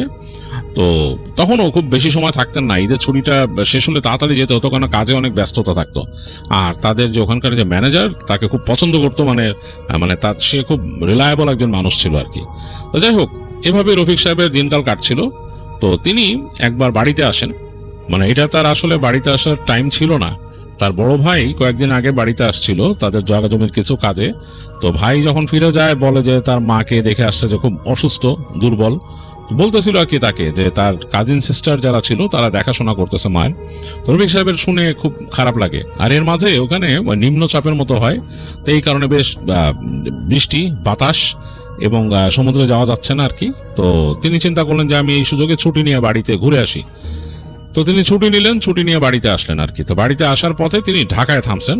তখন ঢাকায় যখন তিনি আসছেন তখন অলরেডি দুপুর, তখন মেঘলা আকাশ, মেঘলা, মাঝে মাঝে ছিটে ফোঁটা বৃষ্টি হইতেছে। তো তার ক্লোজ ফ্রেন্ড ছিল, ফ্রেন্ডের সাথে দেখা করলেন, 2 বন্ধু মিলে একটু ঘোরাঘুরি করলেন, গল্পগুজব করলেন। দুপুরের পরে তারা খাওয়া দাওয়া করলেন একসাথে হোটেলে বসে। তখন অলরেডি বাইরে বৃষ্টি হচ্ছে, বেশ বৃষ্টি, মোটামুটি ভালো বৃষ্টি হচ্ছে। তো রফিক সাহেব চিন্তা করলেন যে বাড়ি যাইতে যাইতে তো অনেক লেট হয়ে যাবে, কিন্তু কিছু করার নাই, বাড়িতে যাইতেই হবে। তো বন্ধুর কাছ থেকে বিদায় নিয়ে সন্ধ্যার পর বাসে উঠলেন। বাসে উঠে তাদের যে শহরে আসতে আসতে অলরেডি রাত হয়ে গেছে, বেশ রাত। সেখান থেকে লাস্ট বাসটা পাইছেন তিনি তাদের গ্রামের দিকে, যেটা যায় গ্রামের যে বাস স্টেশন, ওখানে থামবে, মানে ওইটা হচ্ছে লাস্ট বাস ধরে সে যখন এসে পৌঁছাইছে গ্রামের বাস স্ট্যান্ডে, তখন অলরেডি গভীর রাত 12:30 মতো বাজে। আর তখন কেবল বৃষ্টি ছেড়ে দিছে, মানে বৃষ্টি তখন নাই, বৃষ্টি রাস্তাও পাইছিলেন, বেশ বাতাস চলতেছে। বাস থেকে নামলেন, নেমে দেখলেন যে মানুষজন সব এক একজন এক এক দিকে হাঁটা দিছে যারা ওখানে আসছে। তিনি চিন্তা করছিলেন তাদের গ্রামের দিকে কেউ যায় কিনা, তাহলে একসাথে হেঁটে আসবেন, কারণ তাদের গ্রামটা হচ্ছে বেশ গহীন গ্রাম। গ্রামে আসতে গেলে পাশে একটা এরকম খালের মতো আছে, খালের পাশ দিয়ে হেঁটে হেঁটে আসতে হয়। তার এই পাশে একেবারেই মানে বাঁশঝাড় এবং গাছগাছালিতে ভরা অন্ধকার রাস্তা। তো এটা রফিক সাহেব জানতেন, যদিও তিনি এইসব অধিলৌকিক জিনিসে খুব একটা ভয় পান না, কারণ তাকে সমুদ্রে যেতে হয় ট্রলারে করে, মাঝে মাঝে ওই দ্বীপ আছে ওখানে থামতে হয়। তিনি দেখেছেন এর আগে এরকম দ্বীপের মধ্যে আলিয়ার খেলা, মানে এরকম নড়াচড়া করতেছে আলো, উদ্ভট আলো এই বনের মধ্যে দিয়ে, ওখানে এরকম সুন্দরী গাছের বনের মতো আছে, সেখান থেকে এরকম আলোর মতো যাচ্ছে। এটা তিনি দেখছেন এবং তিনি যখন জিজ্ঞেস করছেন সাথের মানুষদেরকে, তারা বলছে যে ওইটা খারাপ জিনিস। তো যাক, এগুলো দেখছেন উনি, তো সুতরাং তিনি এইসব ব্যাপারে ভয় একটু কম পান। তবে তাদের গ্রামের যে এই রাস্তাটা, এটা বেশ ভয়ের রাস্তা। এখানে অনেক পুরনো কবরস্থান আছে, আর একটা বাড়ি আছে, এখানে একটা খুব প্রভাবশালী লোকের বাড়ি ছিল এক সময়। তো সেই লোক এখন থাকে না, ওই বাড়ির একটা ভগ্ন দশা পড়ে আছে এবং এইটার কোনো অ্যাকচুয়ালি মীমাংসা নাই, মানে এটা টেক ওভারও করে নাই, কিছু করে নাই কেউ, এটা ওইভাবেই আছে। তো ওই রাস্তা দিয়ে চলতে গেলে একটু মানুষ ভয় টয় পায় পুরানো কবরস্থান আর ওইটার জন্য। তো এটাই চিন্তা করতেছিলেন তিনি, যে যদি গ্রামে যাওয়ার কাউকে পাইতেন সাথে হেঁটে যেতেন। এটাই, মানুষ মাত্রই তো একা চলতে গেলে একটু অন্যরকম লাগেই। তো কাউকেই পেলেন না, তাদের গ্রামের দিকে কেউ যাচ্ছে না। তো রফিক সাহেব হাঁটতে হাঁটতে এক সময় চলে আসলেন যে সেই রাস্তা আর কি, তাদের বাড়ি যাওয়ার যে রাস্তা। এবং তিনি যখন হেঁটে যাচ্ছেন তখন বুঝতে পারছেন যে বৃষ্টি হয়েছে, বৃষ্টি এখন শেষ, এখানে রাস্তাটা কেমন প্যাচ প্যাচা, বুঝতে পারছেন কয়েক জায়গায় যে যখন পাড়া দিচ্ছেন প্যাচ প্যাচ করতেছে এরকম। আর পাশে তো সেই খালটাও নীরব, খালের মধ্যে কোনো না আছে নৌকা না আছে কিছু, একদম নীরব ভাবে বয়ে চলতেছে খালটা। আর আকাশেও একেবারে ঘোলাটে মেঘ কতগুলো এরকম বয়ে বয়ে যাচ্ছে, তো সেগুলোর ফাঁক ফোকর দিয়ে চাঁদ বেরোয় আসতেছে মাঝে মাঝে, চাঁদের আলো পড়তেছে লেকে। আর এই ঘোলাটে মেঘেরও একটা প্রতিচ্ছবি ওই খালে পড়তেছে, খালের পানিতে। খালের পানিটাও বয়ে বয়ে যাচ্ছে এদিকে, ওই তার মধ্যে প্রতিচ্ছবি দেখা যাচ্ছে। আর চাঁদের আলো যখন পড়তেছে তখন এই খালের পাশে জন্মানো গাছগুলা, সেই গাছের একটা ছায়া এসে পানিতে পড়তেছে, অদ্ভুত লাগতেছে। তো রফিক সাহেবের কাছে মনে হলো যে এই দৃশ্য আসলে অনেক দামি দৃশ্য, যেটা সমুদ্রেও দেখা যায় না। মানুষ সমুদ্র দেখতে যায় কারণ সমতলের মানুষ দূরে গিয়ে সমুদ্র দেখে, তাদের কাছে ভালো লাগে। কিন্তু আমাদের এই যে গ্রাম বাংলার যে একটা ফ্ল্যাটল্যান্ডের একটা দৃশ্য, সেটা অন্যরকম। তো এটা ভাবতে ভাবতেই রফিক সাহেব সামনে এগিয়ে যাচ্ছেন, আর তার কাছে মানে অদ্ভুত লাগতেছে, মনে হচ্ছে যে নিজের গ্রামটাকে নতুন করে দেখতেছেন, সুন্দর লাগতেছে। একেবারে নিশুতি, মানে কোনো সাড়া শব্দ নাই। তো বেশ খানিকক্ষণ তো বৃষ্টি থেমে গেছে, হঠাৎ করে ঝিঝি ডাকা শুরু করলো। মনে হলো যে ঝিঝিগুলো চুপ করে ছিল, ওখানে তিনি ঢোকার সাথে সাথেই এই ঝিঝির ডাক শুরু হলো। ঝিঝি ঝিঝি ডাকতেছেন, আবার কোথাও ব্যাঙের ডাক শুনতেছেন, মানে অন্যরকম লাগতেছে রফিক সাহেবের কাছে। হেঁটে হেঁটে যাচ্ছেন রাস্তা দিয়ে, ভয় জিনিসটা আর খুব একটা কাজ করতেছে না তার, মনে হচ্ছে যে না, খুব সুন্দরই তো লাগতেছে। তো একটা জায়গায় এসে ভয়টা একটু দানা বাঁধলো, কারণ তিনি জানেন যে এই জায়গাটা হচ্ছে সেই কবরস্থানের শুরু, সেই যে পুরনো কবরস্থান বলছে, অনেক পুরনো কবর আছে এখানে। আর সেই কবরস্থানটা কিন্তু একটু উঁচু জায়গায়, মানে এই যে রাস্তার পাড়ে যে গাছগাছালি, এটা কিন্তু ক্রমান্বয়ে আস্তে আস্তে উঁচু হয়ে গেছে, উঁচু হয়ে খানিকটা টিলার মতো, পুরো টিলাও হবে না, খানিকটা উঁচু হয়ে একটা টিলার মতো হয়ে ওই জায়গায় উপরের দিকে কবরগুলা। এবং এই কবরগুলো এখান থেকে দেখা যায়, রাস্তা দিয়ে হাঁটলে দেখা যায় ওখানে পাকা করা কবরগুলো, বেশিরভাগই কিন্তু পাকা করা ওইখানে।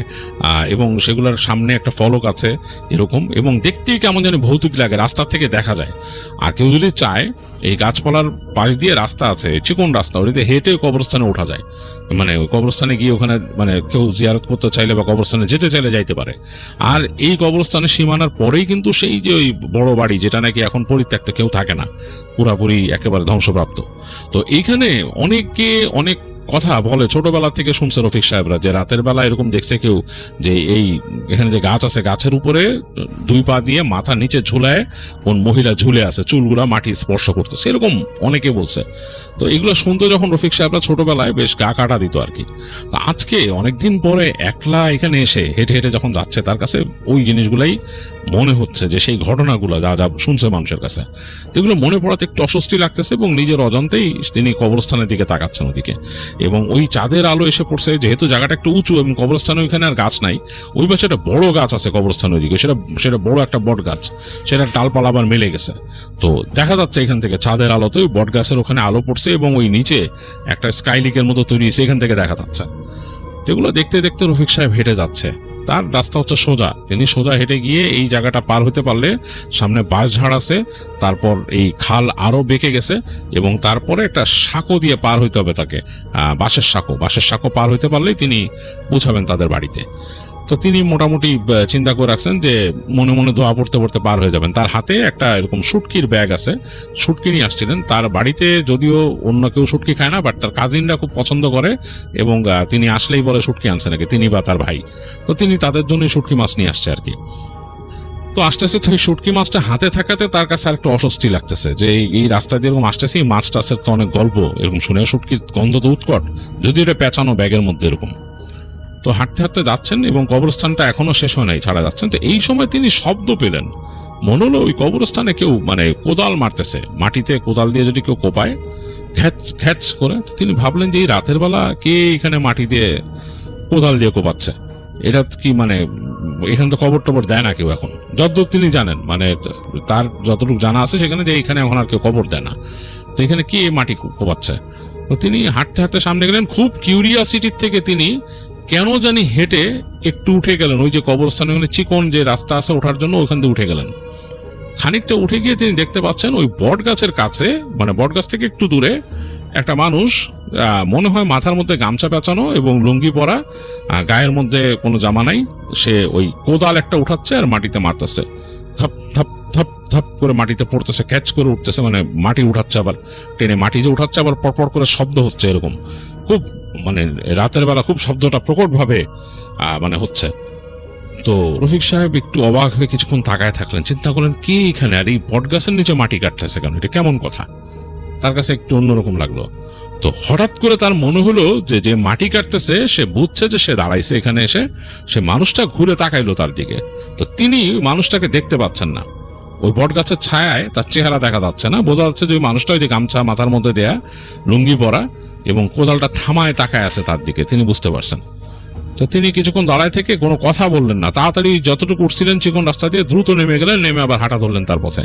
রফিক সাহেব চিন্তা করলেন যে ভাই এটা কে, কি ব্যাপার, আমাকে জানার দরকার নাই, আমি হেঁটে যাই, আরো কত কিছুই তো হয় দেশে, এরকম অনেক উল্টাপাল্টা জিনিসও হয়, শুধু অলৌকিক না লৌকিক জিনিসও হয়। তো হাঁটতে হাঁটতে তিনি দ্রুত পা চালাচ্ছেন এরকম, হঠাৎ করে শব্দ পেলেন যে তার পেছনে যে গাছগাছালির মধ্যে দিয়ে মনে হচ্ছে কেমন কুই কুই কুই কুই শব্দ। তিনি শব্দটা ভালোই চিনেন, শিয়ালের শব্দ, মানে গ্রামে যে শিয়াল চলাফেরা করে, শিয়াল মানে বাড়িতেও রাতের বেলা মাঝে মাঝে যে মুরগির জন্য হানা দিত, মুরগির ঘর ভেঙে ফেলতো এরকম। তো শিয়ালের যে এই শব্দটা তিনি বুঝতে পারছেন যে শিয়াল দলবদ্ধভাবে আছে, হ্যাঁ, মানে এটা আক্রমণ করার মতো একটা অবস্থা। তারা কিন্তু মনে হয় কোনো শিকার পেলে যেরকম করে, তিনি চিন্তা করলেন যে আমি একজন বড় গ্রোন মানুষ, আমারে কি শিকার করবে শিয়াল, মানে তার মধ্যে এরকম একটা কনফিডেন্সটা আছেই। তো তখন তিনি হঠাৎ করে তার পাশের যে বড় ব্যাগটা, যেটার মধ্যে তার শুটকি টুটকি রাখা, এরকম আরো টুকিটাকি জিনিস আছে কিন্তু মূলত শুটকি আর কি, এরকম রোল করে নিয়ে আসছেন, এটা তার খেয়াল হলো যে আমার তো এই ব্যাগটা আছে, এটার মধ্যে শুটকি মাছ, এগুলোর জন্য আসতেছে নাকি। তো তিনি চিন্তা করলেন যে ওরকম যদি দেখেন তিনি ব্যাগটা ছুঁড়ে মেরে দৌড় দিবেন আর কি, এই চিন্তা করছেন, কারণ তার মানে শিয়ালের আক্রমণে পড়ার কোনো ইচ্ছা নাই। তো তিনি আরো দ্রুত হাঁটা শুরু করলেন। তো ওই শিয়ালের শব্দ তিনি পাচ্ছেন, কিন্তু শিয়াল সামনে আসতেছে না, মানে দূর থেকে কেমন করে কমিউনিকেট করতেছে নিজেদের মধ্যে, তিনি এই শব্দের সাথে পরিচিত। তিনি আরো দ্রুত পা চালালেন, মানে দ্রুত, মানে পারলে দৌড়ান এরকম একটা অবস্থা, কিন্তু নিজের কাছে যেন এখন দৌড়াইতে ইচ্ছা করতেছে না। চলতে চলতে দূরে এসে তিনি ওই খালের উপর দিয়ে, খালের যে একটা সরু অংশ, সেখানে তিনি ওই যে সাঁকোটা দেখলেন, যে সাঁকো দিয়ে, বাঁশের সাঁকো দিয়ে পার হয় আর কি তাদের ওইখানে, সে সাঁকোর ওইখানে। তো তিনি সাঁকো দেখে দ্রুত সাঁকোর দিকে গেলেন, ওই সাঁকো তাকে পার হইতে হবে। তো তিনি খুব দ্রুত চলে আসছেন ওখানে, হাঁটতে হাঁটতে হাঁটতে এবং সাঁকোর কাছে চলে আসছেন। সাঁকোর কাছে যখন চলে আসছেন, সাঁকো থেকে তার দূরত্ব আর কত 20 ফিটের মতো হবে এরকম। এই সময় তিনি দেখলেন ওই গাছগাছালিও কিন্তু ওখানে শেষ হয়ে গেছে, ওই জায়গায় এরপর ক্ষেত, মানে ওই তার ওই যে গাছগাছালি দেখছে এরপর ক্ষেত, ওইখান থেকে শিয়াল বের হয়ে আসলে একদল শিয়াল বের হয়ে আসছে, এবং এসে তার থেকে প্রায় ওই তো 7-8 ফিট দূরে কেমন একটা শব্দ করতেছে, মানে অন্যরকম শব্দ। তিনি বুঝলেন যে এগুলা খারাপ সাইন শিয়ালের। তিনি তখন খুব দ্রুত একটা দৌড় দিলেন, খুব শর্ট ডিস্টেন্স দৌড় দিলেন, শিয়ালও কয়টা দৌড় দিল তার সাথে। তিনি করলেন কি, দৌড়ায় যে ইসে উঠে পড়লেন, ওই যে সাঁকোতে উঠে পড়ছেন। সাঁকোতে উঠে তিনি 2 হাত দিয়ে ওইরকম সাঁকোর 2 পাশের বাঁশ ধরে পেছন দিকে তাকাইছেন, দেখলো যে শিয়াল দাঁড়ায় আছে সাঁকোর ওই পাশে, এবং তারপর শিয়াল ডাক শুরু করলো এখানে। এবং এই যে ডাক, একটার সাথে একটার পর একটা, মানে তারা একসাথে ডাকতেছে এবং লাইন ধরে দাঁড়ায়, খুবই অবাক কাণ্ড। এবং ভয়ে রফিক সাহেবের বুক শুকায় গেছে, তিনি কখনো এরকম ভয় পান নাই, সমুদ্রের মধ্যেও ভয় পান না এরকম। টুকিটাকি ঝড় বৃষ্টি দেখছেন, মোটামুটি ঝড় বৃষ্টি দেখছেন সমুদ্রে, তিনি এরকম বললাম না যে দ্বীপের মধ্যে দেখছেন যে আলো এরকম করে চলাফেরা করে, আলিয়া বলে সেটা, তো ওগুলা দেখেও তিনি এত ভয় পান নাই, আজকে যে ভয়টা লাগতেছে তার কাছে। তো তিনি পিছনে কিছুক্ষণ তাকায় থেকে চিন্তা করলেন যে না, এই সাঁকোর মধ্যে তার শিয়াল উঠতে পারবে না। তিনি সামনে তাকে হাঁটা ধরলেন। তো সামনে তাকে হাঁটতে যে তিনি অবাক হয়ে দেখলেন সাঁকোর উপরে একটা মানুষ বসা, এরকম 2 পা ঝুলায় বসে আছে এবং হাতের মধ্যে একটা বড়শি, মাছ ধরতেছে, মাথার মধ্যে গামছা পেঁচানো। তো তার কাছে খুব মানে খুব অল্প সময় মনে হলো এটা কি ওই মানুষটা যাকে দেখছে মাটি কোপাইতে, অনেকটা সিমিলার লাগতেছে। ওখানেও চাঁদের আলোতে দেখছেন, তো এইখানে মনে হচ্ছে যে গায়ের মধ্যে একটা জামা পেঁচায় রাখছে, জামাটা মানে পরে নাই, পেঁচায় রাখছে। তো তিনি একটু অবাক হলেন যেটা কে, এবং সাঁকোর মধ্যে বসা।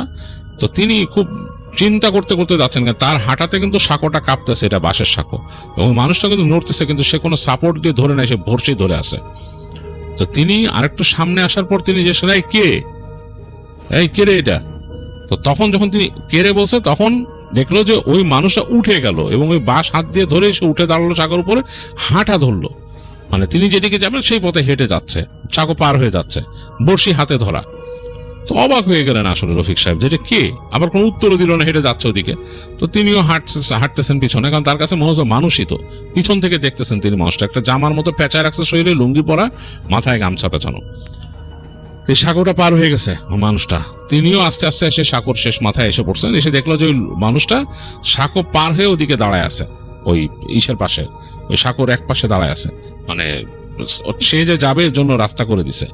তো তিনি আসতেছেন, রফিক সাহেব আস্তে আস্তে কাছে এসে বললেন, কে আপনি? ওই পাশ থেকে শুনলেন যে আমি জসিম। তো জসিম বলছে তিনি চিনতে পারছেন, আরে জসিমের সাথে একসময় তো অনেক গল্প করছেন, মিশছেন। তিনি বলছেন, আরে জসিম, রাত্রেবেলা এখানে কি করো? আরে আজব একলা একলা ইসের উপর বয়ে দিছো, পুলের উপর বয়ে দিছো, মাছ ধরার লেগে, কি ঘটনা কি? দেখলো কোনো উত্তর দিল না জসিম বলে, মাছ ধরবা? তারে বললো, মাছ ধরবা? তিনি বলে, আরে আমি আসছি বাড়িতে এতদিন পরে, আমি কেমনে মাছ ধরবো এখন? সামনে যা ধরি আসো। তারা জসিম বলছে, সামনে যা ধরি আসো। কথাগুলো খুব মানে কাটা কাটা গম্ভীর টাইপের। তো একটু অবাক লাগছে রফিক সাহেবের কাছে যে জসিমটা আরো স্বতঃস্ফূর্ত হইতো। আর এই রাতের বেলা, এখন তো অনেক রাত, এই রাতে জসিম একা একা মাছ ধরবে কেমনে? তারা যদি কয়েকজন মিলে আসতো তা বুঝতাম। একটু অস্বস্তি লাগছে রফিক সাহেবের, যে মানে ঘটনাটা কি। তিনি বললেন যে, আরে আমি বাড়ি যাবো, সামনে গেলে আসো বলে হাঁটা ধরলেন তিনি। তো রফিক সাহেব এক্সপেক্ট করতেছিলেন যে জসিম হেঁটে তার পাশে চলে আসবে, যেটা করে ওখানকার বন্ধু বান্ধব, মানে ক্লোজ ফ্রেন্ড বা স্বল্প পরিচিত বা গ্রামের যে কোনো মানুষ, ডাকলে কথা বলতে হবে, পাশে পাশে হাঁটে। তো দেখলো যে জসিম পাশে আসতেছে না, একটা গ্যাপ রেখে হাঁটতেছে। তো তিনি পিছন ফিরে বললেন, কি ব্যাপার, আসো বাসায় আসো মিয়া, আসো গল্প করি, আসো। তো দেখতেছে জসিম কোনো উত্তর দিল না। তো তখন কিন্তু রফিক সাহেবের একটু ভয় লাগছে যে ব্যাপার কি, এবং তিনি চেহারাটা কিন্তু ভালো মতন দেখতে পারেনি জসিম গামছাটা এমন ভাবে পেঁচাইছে তার মাথায়, তার মুখের কাছ দিয়েও পেঁচা আছে, শুধু চোখের ওই অংশটা দেখা যাচ্ছে। তো তিনি বুঝলেন না যে ব্যাপারটা কি, তিনি মনে মনে একটু ভয় পাইছেন, এটাকে আরো জসিম, কারণ ওই গ্রামে কিন্তু অনেক কিছু বিশ্বাস করে, জসিম না মানে খারাপ কোনো কিছু, এটা চিন্তা করতেছেন। তো তিনি যখন এটা চিন্তা করছেন, তখন দেখলেন জসিম হাসতেছে, পিছনে শব্দ করে হাসতেছে। এটাতে তিনি ভয় পেয়েছেন। জসিম তাকে পিছনতে বলছে, কি ভয় পাইছো? তো তিনি তখন পিছন ফিরছে, ভয় পাবো কেন, তোমার ভয় পাওয়ার কি আছে? তো জসিম বলতেছে, অনেক কিছু আছে বলে ওখান থেকে একটা লাফ দিল, মানে যেখান ছিল সেখান থেকে লাফ দিল। তো রফিক সাহেব নাকি দেখছিল যে লাফ যে দিছে জসিম, তার পাটা লম্বা হয়ে গেছে, মানে সে মানে মাটি থেকে বাতাসে লাফায় উঠে নাই, তার পাটা লম্বা হয়ে শরীরটা সামনের দিকে আসছে, মানে অ্যাজ ইফ যে ওই পাটা মাটিতে রেখে সে সামনে ছুটে আসছে লাফ দেওয়ার মতো।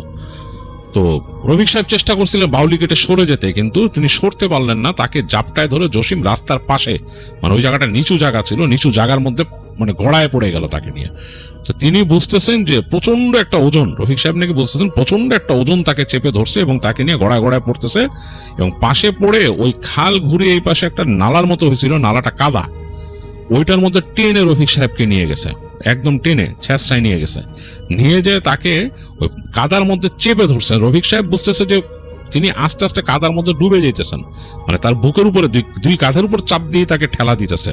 তো তিনি বুঝতেছিলেন রফিক সাহেব যে তিনি আস্তে আস্তে ডুবে যাচ্ছেন কাদার মধ্যে, মানে কাদাটাতে একদম প্যাচ প্যাচে নরম তা না, মোটামুটি বেশ শক্ত, এবং তাকে ওই জায়গায় ডুবাই ফেলতে যে প্রচন্ড শক্তি প্রয়োগ করা লাগতেছে। তিনি তাকায়, কিন্তু তখন আর ওই জসিমকে দেখতে পাচ্ছেন না, তিনি মনে হচ্ছে একটা অবয়বের মতো, তার চোখের দৃষ্টি ঘোলা হয়ে আসছে, মনে হচ্ছে অক্সিজেন চলে যাচ্ছে, মানে নিঃশ্বাস নিতে পারতেছেন না। তো ওই সময় উনি জোরে জোরে চিৎকার করে সুরা পড়ে উঠছেন, আসলে তার আরই নাই, তিনি ধোয়া পড়ে উঠছেন, জোরে জোরে চিৎকার করে সুরা পড়ছে শেষ পর্যন্ত, কারণ মনে হচ্ছে তার দম বের হয়ে যাবে। তো এইটা যখন হয়েছে, তখন ওনার কেমন জানি নিজের গায়েও অসম্ভব শক্তি চলে আসছিল রফিক সাহেবের। তিনি দুই পা কোনো মতে এরকম ভাঁজ করে পা দিয়ে লাথি মারছে, জোরে দোয়া পড়ছে, জোরে একটা লাথি দিচ্ছে এরকম দুই পা দিয়ে। তো ওইটাতে মনে হলো জিনিসটা উড়ে গেছে, মানে মনে হলো ফাঁস করে উড়ে গেছে। তো উনিও কাদার মধ্যে এরকম লাফ দিয়ে মাথাটা বের করছে আর কি, কোনো মতে বের করছে। বের করে তিনি দেখেন যে বিশাল একটা পাখি, এরকম তিনি বুঝতে পারেন এটা কি পাখি, কালো রঙের কুচকুচা, দূরে একটা গাছের অর্ধেক ডাল ছিল, সে ডালের উপরে এসে বসা, এবং ওটা তার দিকে তাকায় আছে এরকম পাখিটা, এবং ডানা হঠাৎ করে মেলে দিল, দিয়ে তার দিকে উড়ে আসলো আবার। তো তিনি জোরে জোরে দোয়া পড়া শুরু করলেন। তিনি বুঝলেন এটা খারাপ জিনিস, তিনি বুঝতে পারছেন খারাপ জিনিস। তার হাত থেকে ওই ব্যাগ, যে মাছের ব্যাগ, ওটা ছুটকে দূরে চলে গেছে। তারপরে দেখলো যে ওই জিনিসটা তাকে যখন নাকি আর ওই যে দিল না, মানে সামনে যে উড়ে আসছিল তাকে এরকম থাবা দেওয়া বা খামচি দেওয়ার মতো করে, সেটা না দিয়ে ডানা ঝাপটায় দূরে যে তার ওই ব্যাগটা পড়েছিল, সেই ব্যাগটাকে নিয়ে উড়ে গেল ওদিক থেকে। এত বড় ডানা মেলা পাখি, তিনি বুঝতে পারেন এটা কি পাখি, অনেকটা কাকের মতো, একটা হইতে পারে দাঁড় কাকও হইতে পারে। তো রফিক সাহেব তখন দোয়া পড়বেন না দম নিবেন কিছু বুঝতে পারতেছেন না। কোনো মতে উঠে হাঁচড়ে পাছড়ে তিনি তাড়াতাড়ি আবার ওই পাড়ের দিকে ওঠার চেষ্টা করলেন, উঁচু পাড়, রাস্তার পাড়টা। কোনো মতে তিনি হামাগুড়ি দিতে দিতে পাড়ের মধ্যে উঠছেন। উঠে তিনি দোয়া পড়তে পড়তে তাকাইছেন এবং দেখলেন যে দূরে, বেশ খানিকটা দূরে, ওই পাখিটা উঠতেছে, এরকম সার্কেল করে করে উঠতেছে, তার হাতের মধ্যে ওনার ওই ব্যাগটা ধরা। তো রফিক সাহেব ভয়ে, মানে তার আসলে আর কোনো সেন্স নাই, তিনি দৌড়াইতেছেন, ওই রাস্তাতে দৌড়াচ্ছেন, দোয়া পড়তে পড়তে দৌড়াইতেছেন, তার মুখে ফেনা উঠে যাচ্ছে, তিনি করতে পারেন নাই। এক সময় তিনি তাদের বাড়িটা বুঝতে পারছেন, যেহেতু নিজেদের বাড়ি দেখে তিনি দৌড়ায় ওই বাড়ির মূল এন্ট্রান্সে ঢুকে গেছেন। ঢুকে যে জোরে জোরে চিৎকার করতে করতে বাড়ির যে গেটের উপর পড়ছেন। তো তার কাজিনরা ছিল আর কি, কাজিনরা বের হয়ে আসছে কয়েকজন, এসে তাকে পাইছে কি অবস্থায়। ওনার মার কাছেও খবর গেছে ওই রাত্রেবেলা, এরকম ওনার মা বের হয়ে আসছে, অসুস্থ মানুষ ছিলেন, তারপরে বের হয়ে আসছে। আসার পর তাকে ওই কাজিনরা মিলে সবাই মিলে গোসল করাইছে, গায়ে কাদা লাগা, জ্বর এসে গেছে, উনি প্রলাপ বকতেছে, কথা বলতে পারতেছে না, আর বারবার শুধু বলছে জসিম জসিম জসিম বলতেছিল আর কি। তো তখন তার কাজিনরা নাকি মুখ চাওয়াচাই করছে, তাকে দোয়া পড়ে দিছে, দোয়া দুরুদ পড়ে তার চাচা এসে ওই বালতি ভরে পানি নিয়ে আসছে, সেই পানির মধ্যে দোয়া পড়ে ফু দিয়ে সেই পানি দিয়ে তাকে গোসল করাইছে রাতের বেলা। গোসল করানোর পর ওনার নাকি হুঁশ ছিল না, উনি নাকি ঠিক মতো মানে বুঝতে পারতেছিলেন না, সব ডিলিউশনের মতো জিনিস দেখতেছিলেন, এবং কি দেখছেন সব বলতে পারেন না উনি। শান্ত যতটুকু বলছে যে তিনি ভয় পাইতেছিলেন অনেক রকম, মনে হয় যে ওনাকে কেউ নিয়ে যাবে এরকম। তো ওনার যে চাচা বলছেন যে ওরে আজকে আমার এখানে রাখ, মানে উনি রাত্রেবেলা জেগে থাকতেন, উনি একটু পরেশগার মানুষ ছিলেন, রাতের বেলা উনি বসে বসে ওই করতেন, ইবাদত বন্দেগি করতেন। তো ওই রফিক সাহেবকে ওই ওনার চাচার ঘরে রাখা হইলো ওই দিন, এবং চাচার ঘরটা অনেক বড় ছিল, সেখানে শোয়া রাখা হলো। চাচা নাকি ওনার মাথার কাছে ওই চেয়ারে, তার একটা এরকম চেয়ার ছিল, সেখানে বসে দোয়া দুরুদ পড়ছেন সারা রাত, এবং কিছু হয় নাই আর কি, বাসা ওই দিন আর কিছু হয় নাই। তো রফিক সাহেব অসুস্থ হয়ে গেছিলেন, তার এই অসুস্থতা কাটতে নাকি 1 মাস সময় লাগে, এবং তিনি শুকায় গেছিলেন, খুব খারাপ অবস্থা হয়ে গেছিল তার। এবং পরবর্তীতে এই জিনিসটা তিনি যখন সবাইকে বলেন যে কি হয়েছিল তার ওইখানে, তো তখন সবাই বলে জিনিসটা ওই যে লোকটার কথা বলছে জসিম, এটা রফিক সাহেব জানতেন না। জসিম মাছ ধরতে যায় রাত্রেবেলা ওই খালে, নাকি সে তাকে আর ওরকম পাওয়া যায় না, পরদিন তাকে ওরকম মৃত পাওয়া যায় খালের মধ্যে জসিমকে, অনেকদিন আগে, প্রায় 2-2.5 মাস আগে নাকি এরকম হয়েছিল। এবং জসিম এই হওয়ার আগে ওই খালের কাছে নাকি তাদের ওখানে আরেকটা ছেলেকে দেখতো, নাম আউয়াল, এবং আউয়ালও নাকি ওই খালের মধ্যেই পড়ে সেরকম হারাই গেছে, তাকে পায় নাই, পরে এরকম তার শরীর পাওয়া গেছে আর কি। তো এই জিনিসগুলো নাকি ওই খালের ওইখানে বদনামি ছিল। এবং ব্যাপারটা হয়েছে কি, রফিক সাহেব যেহেতু একদিন পরে আসছে, সে জসিমের খবরটাও জানতো না, আউয়ালের খবরও জানতো না। তো ওইখানে মানুষের কাছে একটা ব্যাপার হয়ে গেছিল যে জায়গাটা মানে খারাপ জায়গা বলে পরিচিত হয়েছিল, ঠিক ব্রিজের একটু আগের জায়গাটা, মানে ব্রিজে ওঠার একটু আগে, যেখানে নাকি তার ওই শিয়াল বের হয়ে আসছে, ওই জায়গাটার ওই কবরস্থানের যে শেষ মাথাটা আর কি, কবরস্থান বা ওই যে পোড়ো বাড়ির শেষ মাথা যেটা, ওই জায়গাটা নাকি বেশ রেপুটেডলি খারাপ হয়ে গেছিল, আর রাতের বেলা কেউ মাছ ধরতে যাইতো না। তাই এই জিনিসগুলো নাকি রফিক সাহেব জানতো না, অনেকদিন যেহেতু ছিলেন না ওই জায়গায়, এই কারণে জসিম বা আউয়ালের খবর তার কিছুই জানা হয় নাই। যাই হোক, তিনি 1 মাসের মতো অসুস্থ ছিলেন বাড়িতে, এবং বাইরে খুব একটা দূরে কোথাও যাইতেন না। তাকে সব বলছিল তার কাজিনরা যে আসলে ঘটনাগুলো কি, এবং মানুষ যে রাতের বেলা চলাফেরা করেন, এই সব কিছুই বলছিল। তো রফিক সাহেব শুনে তিনি খুব অবাক হয়েছেন, তার কাছে খুব অবাক লাগছে জিনিসটা। তো এরকম তিনি মাসখানেক থেকে, এর মধ্যে তার বড় ভাই ওই যে তার ওখানে চাকরির মধ্যে জানাইছেন যে সে এরকম অসুস্থ হয়েছে বাড়ি, যে বলে নাই যে এরকম ভূতের ভয়টায় পাইছে, বলছে যে তার একটা দুর্ঘটনা হয়েছে, এরপর অসুস্থ হয়েছে সে। যাই হোক, 1 মাস ছুটি কাটায় তিনি ফেরত যান তার কাজের জায়গায়, এবং কাজের জায়গায় দিয়ে নিয়মিত কাজ করতে থাকেন। এরপর রফিক সাহেবের সাথে এরকম আরেকটা ঘটনা ঘটছিল, যেটা নাকি এইটার সাথে কিছুটা সম্পৃক্ত, কিছুটা মানে কি ভালোই সম্পৃক্ত। রফিক সাহেব তখন তাদের কাজের জায়গা আছেন এবং তাকে যেতে হতো ওখানকার একটা দ্বীপে আর কি, কাছাকাছি একটা দ্বীপে যেখানে তিনি ছিলেন সেখান থেকে, এবং সেটি স্পিড বোটে করে যেতে হতো এবং টাইম বেশি হলে 20-25 মিনিট লাগে, বেশি লাগে না, শান্ত সময় যখন মানে সমুদ্র নর্মাল থাকে তখন যায় আর কি। তো রফিক সাহেব এরকম করে ওখানে গেছেন। তো যখন তিনি ওখানে পৌঁছাইছেন তখন বিকেলের পরের অবস্থা। নর্মালি যেখানে তিনি নামতেন সেখানে জায়গাটা খুব বিজি থাকে, মানে অন্যান্য জিনিস থাকে। ওই দিন তেমন একটা কিছু নাই, মানে যানবাহন কিছু নাই, রিক্সা টিক্সা কিছুই নাই। তো তিনি হেঁটে রওনা দিচ্ছেন বিকালের পরে। তো হেঁটে আসতেছেন, তো আস্তে আস্তে সামনে চলে আসছেন। তার আসলে যাওয়ার কথা, ওইখানে মিট করার কথা একজনের সাথে। ওইখানে সে দেখা হলে সে তাকে নিয়ে যাবে তাদের ওখানে পানির কি কি ব্যাপার স্যাপার ছিল সেখানে, যাই হোক। তো ওইখানে তিনি যাবেন। তো হেঁটে হেঁটে যাচ্ছেন, যেতে যেতে একটা জায়গায় তিনি এসে দেখেন ওই জায়গাটা তখন অলরেডি বিকাল পড়ে গেছে, তো অন্ধকার হয়ে আছে, বেশ কেমন জানি অন্ধকার, কারণ ওইখানে গাছপালা বেশ ঝোপালো হয়ে গেছে, বেশ ডার্ক ওই জায়গাটা। তো তার কাছে মনে হলো ওই ঝোপের তলে কেউ একজন বসে আছে, মানে ওই ঝোপের মধ্যে কেউ একজন বসে আছে, একটা রেলিং আছে, রেলিং এর উপরে বসা। তো তিনি চিন্তা করলেন থাকতেই পারে এখানকার কোনো মানুষ বসা। এর তিনি আশেপাশে দেখলেন যে তার আশেপাশে আর কেউ নাই, অনেক দূরে মানুষ, মানে তার থেকে পিছনে অনেক দূরে মানুষ। তো তিনি আর একটু কাছায় গেছেন। যাওয়ার পর তিনি হঠাৎ করে দেখলেন যে যেই মানুষটা বসা ওই রেলিং এর উপরে, সে তার দিকে মুখ ফিরে তাকাইছে, তার পুরো মুখটা গামছা দিয়ে পেঁচানো, চোখ দুইটা এরকম তাকার দিকে তাকাইছে, চোখ দুইটা লাল, মানে একটা মানুষের চোখ যদি লাল থাকে কোনো কারণে, এক্সট্রিমলি লাল, মানে এই মানে সন্ধ্যার আগের যে ইসে সেটাতে সে দেখতেছে, মানে তখন গোধূলির সময় প্রায়, এক্সট্রিমলি লাল এক জোড়া চোখ তার দিকে তাকাইছে এবং চোখের মধ্যে মনে হচ্ছে প্রাণ নাই এরকম, এবং মুখটা ঢাকা। এবং ওইখান থেকে তার সাথে যখন ডিস্টেন্স প্রায় 6-7 ফিট, তখন নাকি তাকে দেখে বলছে, কিরে রফিক, তোরে তো যাইতে ডুবাইতে পারলাম না কাদায়। এইটা শোনার পর নাকি তার শরীরে সারা মানে ভেতর থেকে মানে যতটুকু জোর ছিল বা বোধ শক্তি ছিল সব চলে গেছে। তিনি ওখান থেকে ঘুরে দৌড় দিয়েছেন, উল্টা দৌড়াচ্ছে। তিনি শুধু ওইখান থেকে একটা হাসির শব্দ শুনছেন হালকা।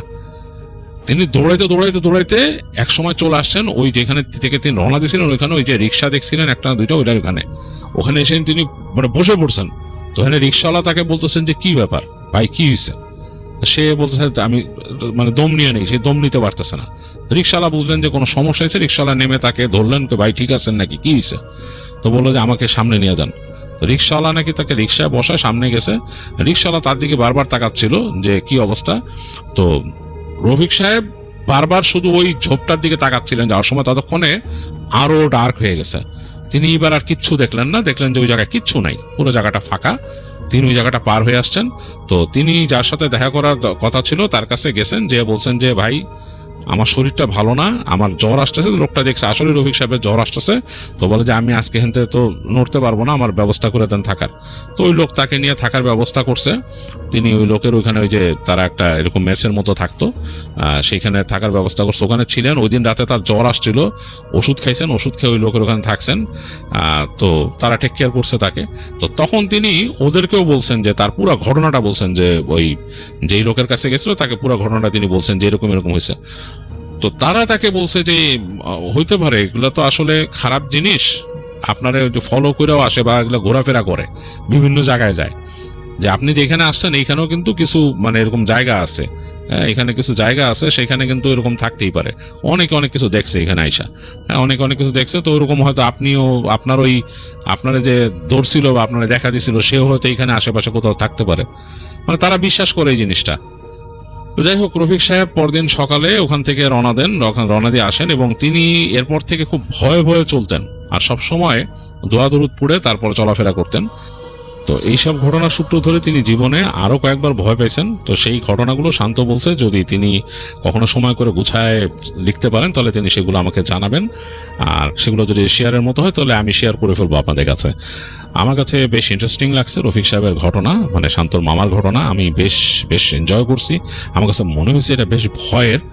আর আপনাদের যদি এরকম কোনো এক্সপিরিয়েন্স থাকে অবশ্যই আমাদেরকে লিখে জানাবেন, যদি সেটা মানসম্মত হয় অবশ্যই আমরা শেয়ার করে ফেলবো। অথবা আপনার পরিচিত জনের সাথে ঘটলেও সেটা আপনি পাঠিয়ে দেবেন আমাদের কাছে, সেই মানুষটির কনসেন্ট নিয়ে আমরা শেয়ার করে ফেলবো। আপনাদের গ্রামের কোনো ঘটনা জানা থাকলে, আপনাদের শহরের কোনো ঘটনা জানা থাকলে সেটিও পাঠিয়ে দেবেন আমাদের কাছে।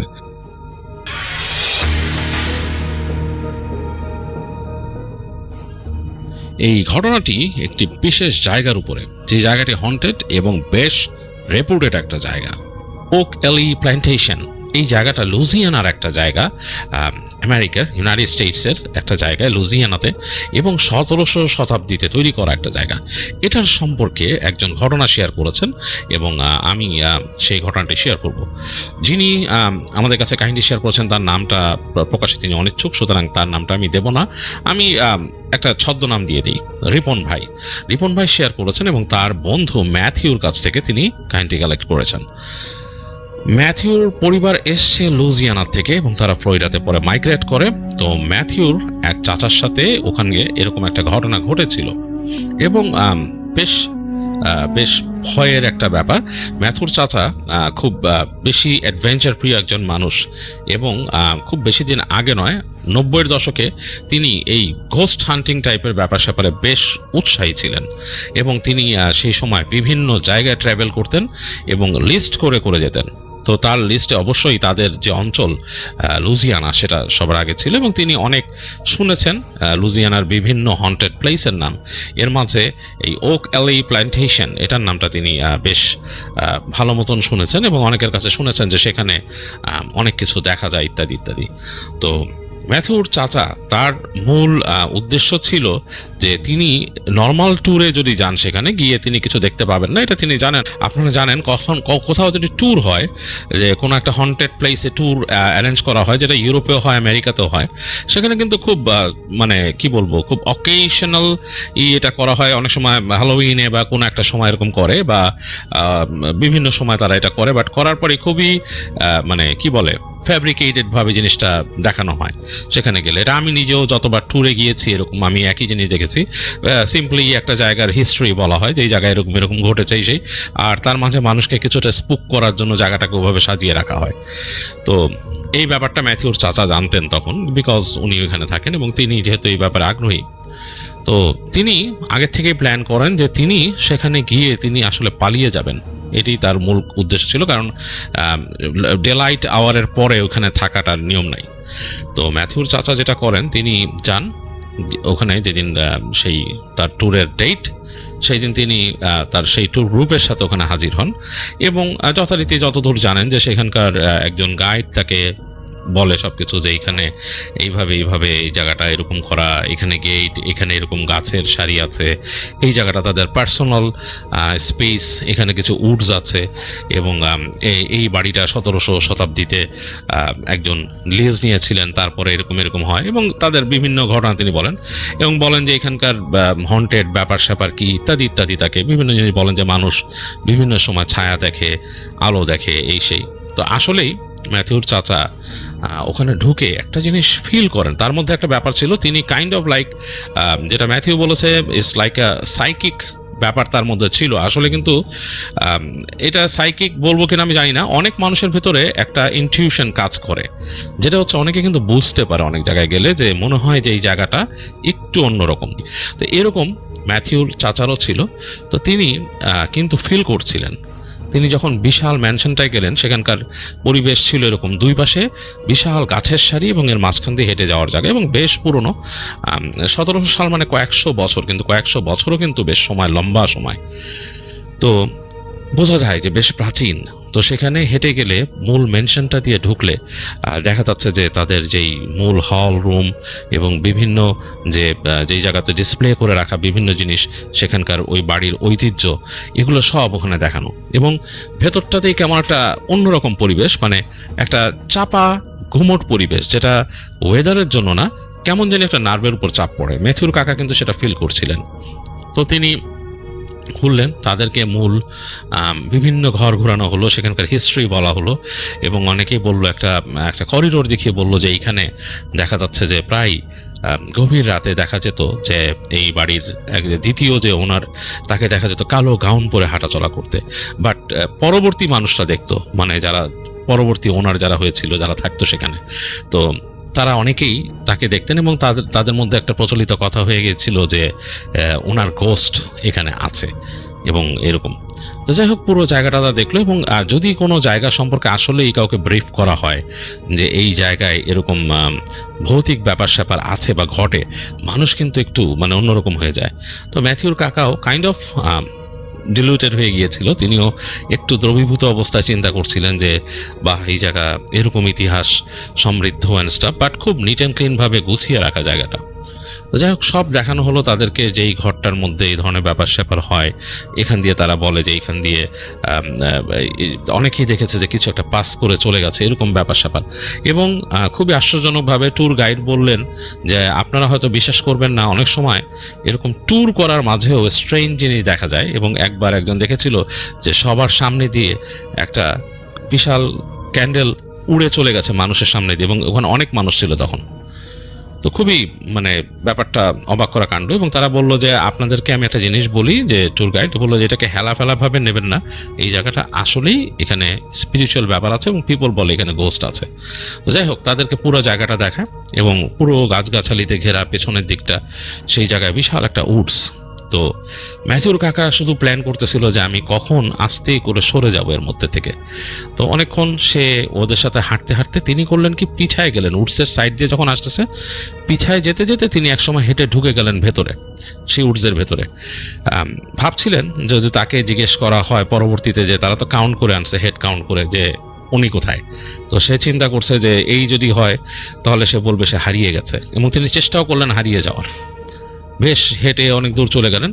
খুব মজার ব্যাপার হচ্ছে, ম্যাথিউর কাকার কাছে সবসময় তিনি কিছু জিনিস ক্যারি করতেন যেগুলো mechanical kind of thing. Like ওনার কাছে পকেট রেস্ট ওয়াচ ছিল, যেটা একদম মেকানিক্যাল, মানে নর্মালি ঘোরে যেটা ঘড়ি। তারপর কম্পাস ছিল। তারপরে তিনি লাইটার ক্যারি করতেন, যেটা নাকি বেশ ভালোক্ষণ আলো হয়ে থাকে। তার কাছে সেই সময়কার ব্যাটারি সমৃদ্ধ বাতি ছিল, লাইট ছিল, এগুলো তিনি তার কোটের পকেটে রাখতেন আর কি। যাই হোক, তিনি হারিয়ে গেলেন। তো বেশ অ্যাডভেঞ্চারাস মানুষ, ভয় কিন্তু আসলে খুব একটা পান না তিনি, মানে একান্তই যে ভয় পান না তা না, বাট ভয়কে অনেকটাই তিনি জয় করে ফেলেন। তো বেশ অনেক দূর চলে যায়, তিনি আসলেই দেখলেন যে খুব সুন্দর উডসের মধ্যে দিয়ে রাস্তা, এবং অনেক দূর চলে গেছে ভেতরে। তিনি এখন যেখানে ঢুকে গেছেন ওই জায়গায় শুকনা পাতা, মানে একদম মানে মরমর করতেছে এরকম একটা জায়গা। তো হেঁটে গিয়ে তিনি একটা ছোট্ট পুকুরের মতো পেলেন, এবং সেইখানে তিনি দেখলেন চারিপাশে সুন্দর করে গাছ লাগানো এবং ভরা চারপাশটা। তো তিনি একটা ঝোপের কাছে গিয়ে আস্তে করে বসে পড়লেন। মানে মানে চিন্তা করলেন যে আমি যখন দাঁড়ায় থাকি, আমাকে খুঁজতে আসলেও আমি চাচ্ছি না আমাকে কেউ পাক। তো উনি ওখানে বসে পড়লেন, বসে তিনি শুয়েই পড়লেন ঘাসের উপরে, এবং খুব রিল্যাক্সড মোডে তিনি থাকলেন। এবং তিনি সময় আসলে চিন্তা করছেন যে এখন সময়টা কিভাবে পার করা যায়। অনেক কিছু ভাবছেন, অনেক কিছু চিন্তা করছেন। এক সময় আসলেই তার খুব চোখটা লেগে আসলো, এবং তখন ওখানে খুব সুন্দর বাতাস ছিল। তিনি বলছেন খুব ঠান্ডা একটা সুন্দর বাতাস ছিল, এবং বাতাসে তিনি চোখ বন্ধ করে ঘুমিয়েই গেলেন। চোখ লেগে আসছিল, কতক্ষণ গেছে বলতে পারেন না, তার ঘুম ভাঙছে তখন বেলা পড়ে যাচ্ছে।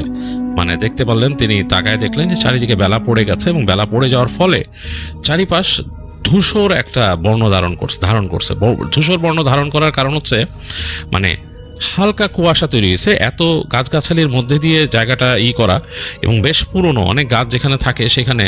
এবং ওই জায়গাটা তো কাইন্ড অফ লাইক মানে ঠান্ডা বেশ হয়ে যায়, মানে খুব কঠিনভাবে ঠান্ডা আসে ওখানে। তো এই ঠান্ডা পড়ার কারণে এই প্রাচীন গাছগুলোর মাঝ দিয়ে বেশ কুয়াশা ভর করে ফেলে চারিপাশে। আর এপ্রিল মাসে ওখানকার ওয়েদারটা একটু ডিফারেন্ট। দিনে যেরকম গরম থাকে, রাতে বেশ ড্রপ করে। মানে দুপুরবেলায় যতটুকু উষ্ণতা ছিল, রাতে দেখা যাচ্ছে সেই উষ্ণতাটা থাকে না। তো এটার ফলে হয় কি, যে চারিপাশে একটা ডিফারেন্ট ওয়েদার তৈরি হয়, মানে চারিদিক থেকে কুয়াশা ভেসে আসে। আর গাছগুলো বেশ বড় বড়, যদিও অনেক ফাঁকা ফাঁকা, এক একটা গাছের মানে ডেন্সড না, কিন্তু এর মাঝ দিয়ে কুয়াশা ভেসে আসছে। তো ডিফারেন্ট টাইপস অফ একটা এনভায়রনমেন্ট তৈরি হয়েছে চারিদিকে। তো ম্যাথিউর চাচা উঠে তিনি খেয়াল করলেন যে শীতও লাগছে তার বেশ, কারণ তিনি পরে আছেন একটা ব্লেজার, একটা কোটের মতো লম্বা লং কোট পরেছিলেন তিনি। তো দিনের বেলা এটাতে তার বেশ গরমই লাগছিল, দিনের বেলা মোটামুটি গরমই লাগছিল, কিন্তু এখন রাতের মানে যখনই বিকেল গড়িয়ে গেছে তখনই তার কাছে ঠান্ডা লাগা শুরু হয়েছে, বেশ শীত শীত লাগতেছে। তো তিনি তাকায় দেখলেন চারিদিকে কুয়াশা ভেসে আসতেছে, এবং সামনে যে ছোট্ট একটা জলাশয় ছিল সেটার উপরেও কুয়াশা ভাসতেছে এরকম, এবং খুব দ্রুত আলো হারাচ্ছে চারিপাশ। তো তিনি মনে মনে চিন্তা করলেন, ওয়ান্ডারফুল, আমি তো এটাই চাইছি, আমি এরকমই সময় দেখতে চাই যে কি অবস্থা এই জিনিসটার, এই ম্যানশনটার অবস্থা রাতের বেলা কেমন হয়, আর মানুষ না থাকা অবস্থায় কেমন হয়, সেটাই আমার দেখার ইচ্ছা। তো এই চিন্তা করেই তিনি আস্তে করে উঠলেন এবং বুঝলেন যে তাকে আসলে এখন আর কেউ খুঁজে নাই, বা যদি খুঁজেও থাকে না পেয়ে হয়তো সরে গেছে তারা বা চলে গেছে। তো তার যে ট্যুর টিমের সাথে তিনি আসছিলেন, তিনি চিন্তা করলেন যে তারা তো তাকে মানে এটা তিনি তো তাদের একটা দায়িত্ব, তো নিশ্চয়ই তারা কোনো একটা ভাবে তাকে খুঁজবে বা সামথিং লাইক দ্যাট, বা এখন পর্যন্ত এইখানে তো আসে নাই। তো এই চিন্তা করে ম্যাথিউ চাচা উঠলেন, উঠে তিনি হাঁটা ধরলেন, হেঁটে হেঁটে যাচ্ছেন এবং তিনি কিন্তু একটু কেয়ারফুল, কারণ বিকাল গড়িয়ে সন্ধ্যা হচ্ছে, তো এই সময় যদি কেউ এসে তাকে খোঁজে, কারণ খোঁজার কথা এটা তিনি জানেন। তো তিনি আস্তে আস্তে হেঁটে হেঁটে যাচ্ছেন একটু সাবধানে এবং চেষ্টা করছেন বড় বড় গাছ, বিশাল গাছ, ওই গাছগুলার বেড় এক একটা অনেক মানে বেশ মানে দেখা যাবে যে এটা যদি কেউ মানে ফিতা দিয়ে মাপে এক একটা গাছ মানে বেড় পাওয়া যাবে না, 6 ফিটের বেশি মোটা হবে এটার কাণ্ড, এরকম বিশাল বিশাল। এবং এগুলো শেকড়ও চলে গেছে একদম বাঁকায়, গাছপালা ডালপালা মেলে অনেক দূর চলে গেছে। এবং এই বিকাল মেলায় যাওয়াতে জায়গাটা আরো মিস্টিক হয়ে গেছে। তো তিনি একটা মানে বেশ অনেক দূর হাঁটলেন, হেঁটে একটা গাছের কাছে যেয়ে তিনি বসলেন, কাণ্ডের উপর মানে শেকড়ের উপর বসলেন। বসে তিনি খেয়াল করছেন পাশে সামনে তার থেকে একটু সামনে খোলা প্রান্তর আর কি, মাঠের মতো লনের মতো করা, এবং ওই পাশে আবার গাছ আছে অনেক। এবং তিনি দেখছেন যে ঠিক আলো হারিয়ে গিয়ে চাঁদ উঠতেছে ওই জায়গায়, এবং চাঁদটা অদ্ভুত সুন্দর এবং হলদেটে কালারের, অন্যরকম একটা লুক। তো তিনি মানে বললেন, ওয়াও, এই দৃশ্য না দেখতে পারলে এখানে এসে ট্যুরে এসে বাইকে এমনি ঘুরে তো কোনো লাভ নাই। পুরো একটা মিস্টেরিয়াস লুক চারিপাশে, এবং কুয়াশা ছেয়ে গেছে নিচে, প্রায় 4 ফিটের মতো কুয়াশা হবে, বুক সমান কম কুয়াশা চারিপাশে। আর তিনি ডান দিকে খেয়াল করলেন, দূরে সেই ম্যানশনটা দেখা যাচ্ছে, এবং সেই ম্যানশনটার অবয়বটা বেশ ভৌতিক লাগছে এই কুয়াশার মধ্যে দিয়ে, মানে মনে হচ্ছে মাটি ফুঁড়ে বের হয়েছে এই জায়গাতে, এরকম লাগতেছে তার কাছে। তো তিনি আস্তে আস্তে যাওয়া শুরু করলেন সামনে। তো হেঁটে হেঁটে একদম কাছাকাছি চলে আসছেন ম্যানশনের, এবং তিনি তখনও গাছপালার আড়ালে দাঁড়ায় চিন্তা করতেছেন যে এখন যেহেতু অন্ধকার হয়ে গেছে, সন্ধ্যা গড়া অন্ধকার হয়ে গেছে, তারপরও তো মানুষজন থাকতে পারে এখানকার গার্ড বা কেউ খুঁজে। তিনি চিন্তা করলেন যে আরেকটু সময় আমি হাঁটি। তো তিনি আবার হাঁটলেন, হেঁটে আরেক দিকে হাঁটা দিলেন এবং হেঁটে হেঁটে গাছের ফাঁক দিয়ে যাচ্ছেন।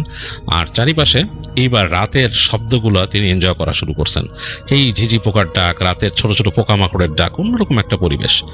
তো এরকম তিনি হাঁটতে হাঁটতে একটা জায়গায় আসলেন। এই গাছটা বেশ বড় একটা গাছ, দেখলেন দূরে একটা বেশ বড় গাছ, আর কুয়াশা ঠিকই আছে, চারিদিকে ছড়ায় আছে কেমন জানি, মানে গাছটার ডালপালা বেশ ছড়ায় গেছে, এবং গাছের নিচে একটা বিশাল আচ্ছাদন ছায়া তৈরি হয়েছে, চাঁদের আলো এখানে পড়ে হালকা হালকা এখানে স্কাই লিকের মতো তৈরি হয়েছে, মানে গাছের লিভসের মাঝখান দিয়ে, এবং গাছের পাতাগুলো তিত্তির করে কাঁপছে দেখে চাঁদের আলোটাও জানি কেমন রহস্যময় লাগতেছে। তো তিনি আস্তে আস্তে হেঁটে চিন্তা করলেন যে এইখানেই গাছের নিচে কিছুক্ষণ থাকলে পরে মনে হয় আমার একটা হাইড আউট আরো বেশিক্ষণ হবে। তো তিনি গাছের নিচে চলে গেলেন। তো খুব মিস করছিলেন যে তিনি ধূমপান করার জন্য, একবার ভাবলেন যে আমি এখানে সিগারেট খাবো কিনা।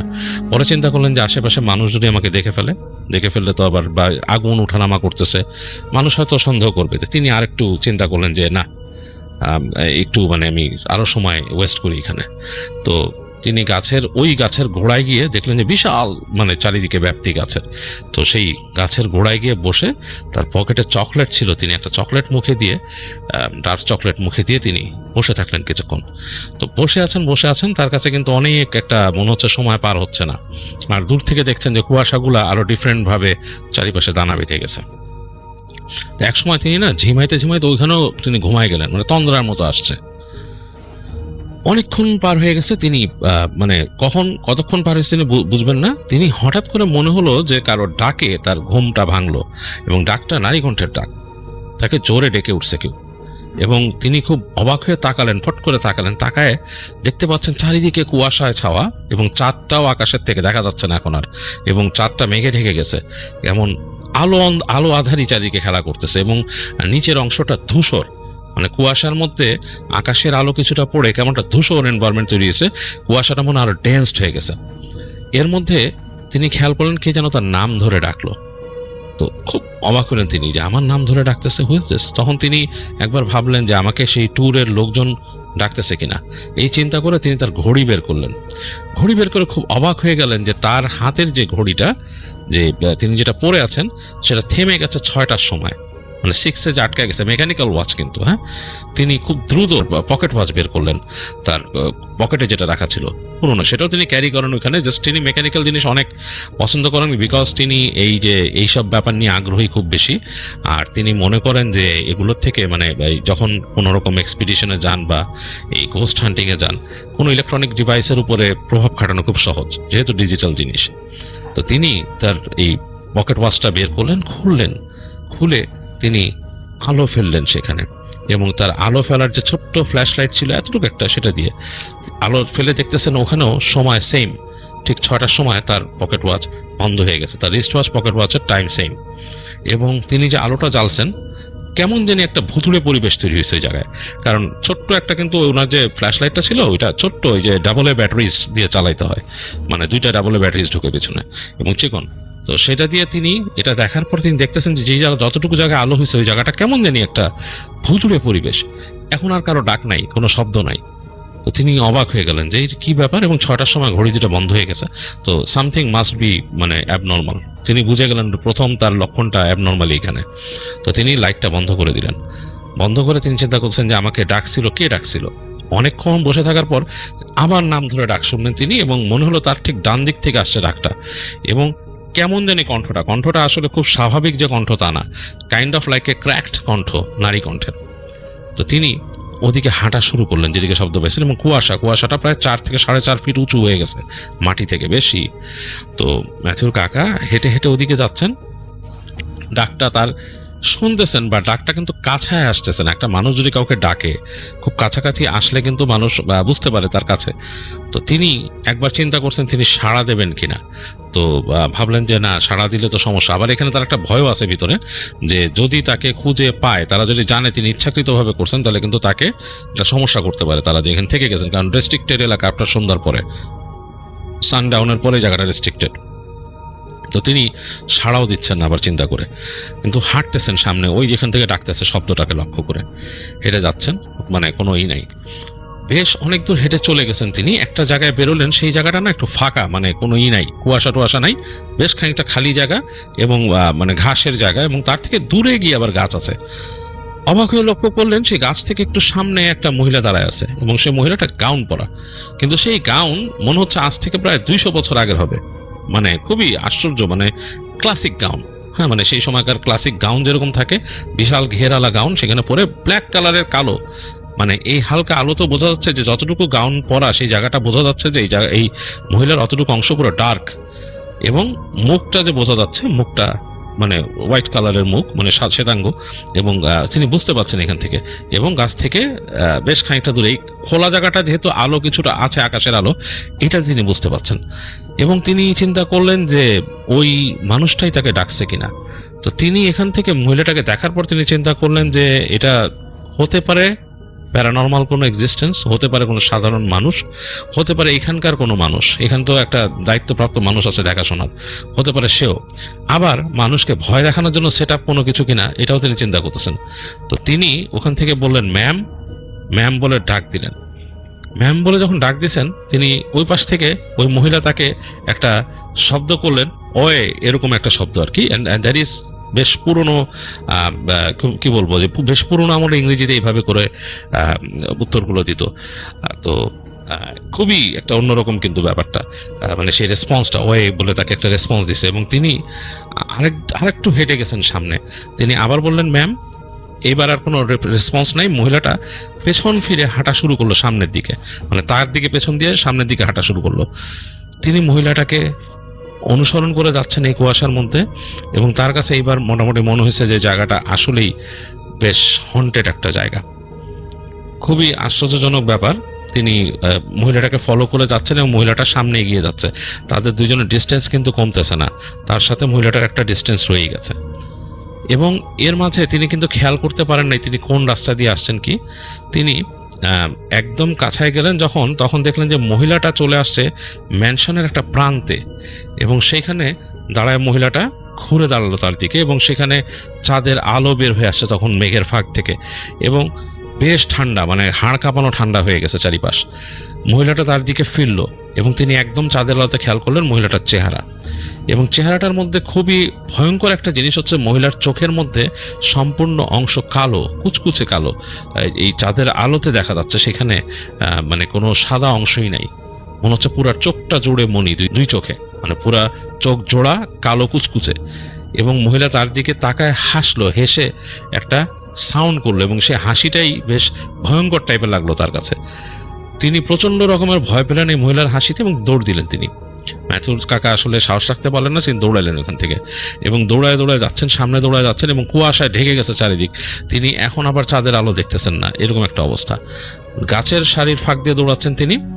হঠাৎ তিনি প্রচন্ড একটা ঘোড়ার শব্দ শুনলেন, মানে হেসা, মানে ঘোড়ার, মানে যেই ঘোড়া ডেকে উঠে খুব জোরে, সেরকম ঘোড়ার শব্দ শুনলেন। সামনের দিকে তাকায় দেখতেছেন যে তার সামনে একটা কালো ঘোড়া, মানে একদম পথ রোধ করে দাঁড়ায় আছে, এবং সে ঘোড়ার উপর একটা ঘোড়সওয়ার আছে, একটা মানুষ বসা। তো খুবই ভয়ঙ্কর জিনিস যে হচ্ছে ঘোড়াটার যে মানুষটা ওখানে বসে আছে তার মাথা দেখতে পাচ্ছেন না তিনি, মাথা দেখতে পাচ্ছেন না বা মাথা নাই, এই জিনিসটাই তার কাছে খুবই অন্যরকম লাগলো। মনে হলো যে একদম তার থেকে প্রায় 15-20 ফিট দূরে হবে একটা ঘোড়া বের হয়ে আসছে কালো রঙের, এবং তার উপরে একটা আরোহী বসা যার মাথা নাই।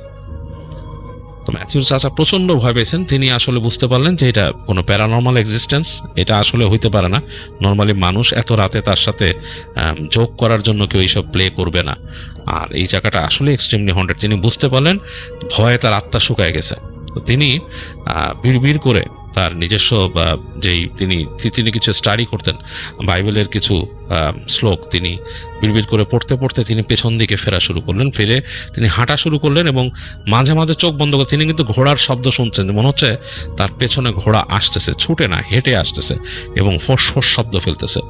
এবং তিনি যে আসতেছেন তিনি বিড়বিড় করে তার বাইবেলের শ্লোকগুলো পড়তেছেন আর হাঁটতেছেন, আর চিন্তা করতেছেন যে এটা এক্সিস্ট করে না, আমার পিছনে কিছু নাই, আমার পিছনে কিছু নাই, আমি এমনি আসতেছি, কিছু নাই, এই চিন্তা করতেছেন না তিনি হাঁটতেছেন। তো চোখ বন্ধ করে তিনি হাঁটতে হাঁটতে একবার তিনি একেবারে কঠিনভাবে চিন্তা করলেন যে সৃষ্টিকর্তা আমাকে রক্ষা করো, আমি এখানে ভুল জায়গায় আসছি, আমার আশা ঠিক হয় নাই, আর আমি এইসবের কোনো কিছুর দ্বারা প্রভাবিত হতে চাই না, এই বলে তিনি প্রার্থনা করলেন। এবং প্রার্থনা করার সাথে সাথে তিনি 2 হাত চেপে ধরে প্রার্থনা করতেছিলেন।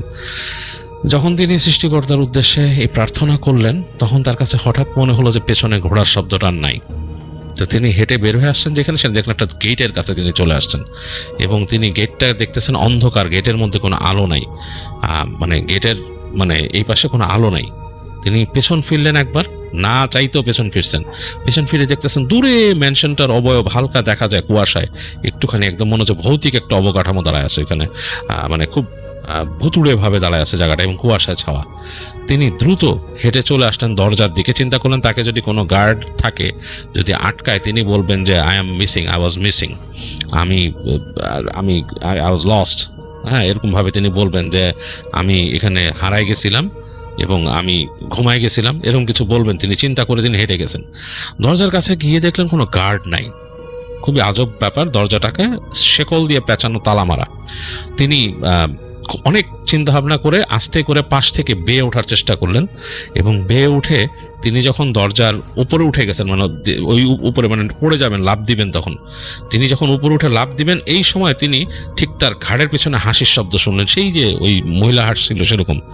এই শব্দ শুনে তিনি লাফ দিয়ে পড়লেন ওই পাশে কেঁপে উঠে, এবং তিনি খেয়াল করলেন যে তার সামনে যে দরজাটা, এটার মধ্যে মানে মূল যে ফটকটার মধ্যে কেউ জোর একটা ঝাঁকি দিছে। ঝনঝন করে শব্দ হলো পুরো গেটটাতে, একটু লোহার গেট কিন্তু ঝনঝন করে শব্দ হলো। তিনি ওই পাশে পড়ে তিনি মানে মাটিতে একবার গড়ায় গেছে, গড়ায় যেয়ে তাকায় দেখলো দরজাটা নড়ে উঠছে আর হাসির শব্দ এখন আর নাই। তো প্রচণ্ড ভয় পেয়েছেন তিনি ওখান থেকে দৌড়ানো শুরু করলেন। দৌড়ায় একটা রাস্তা দিয়ে হেঁটে হেঁটে দৌড়ায় তিনি সামনে গেলেন। এখন পুরা নীরব রাস্তা, কোনো মানুষজন কিচ্ছু নাই।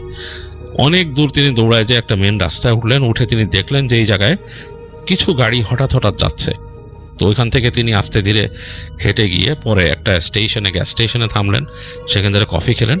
খুব আশ্চর্যজনকভাবে তিনি খেয়াল করলেন তার যে 2 হাতের মধ্যে মনে হচ্ছে কয়েকটা নখের আঁচড়, পুরা 2 হাতের মানে এই যে কবজির থেকে নিচ পর্যন্ত হাতের আঁচড়, নখের আঁচড়।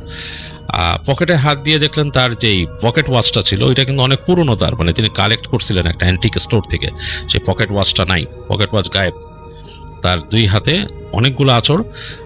তাকে গ্যাস স্টেশনে যে ছেলে দেখলো সে তাকে বললো যে তোমার গালের মধ্যে কে এইভাবে আঁচড়াইছে?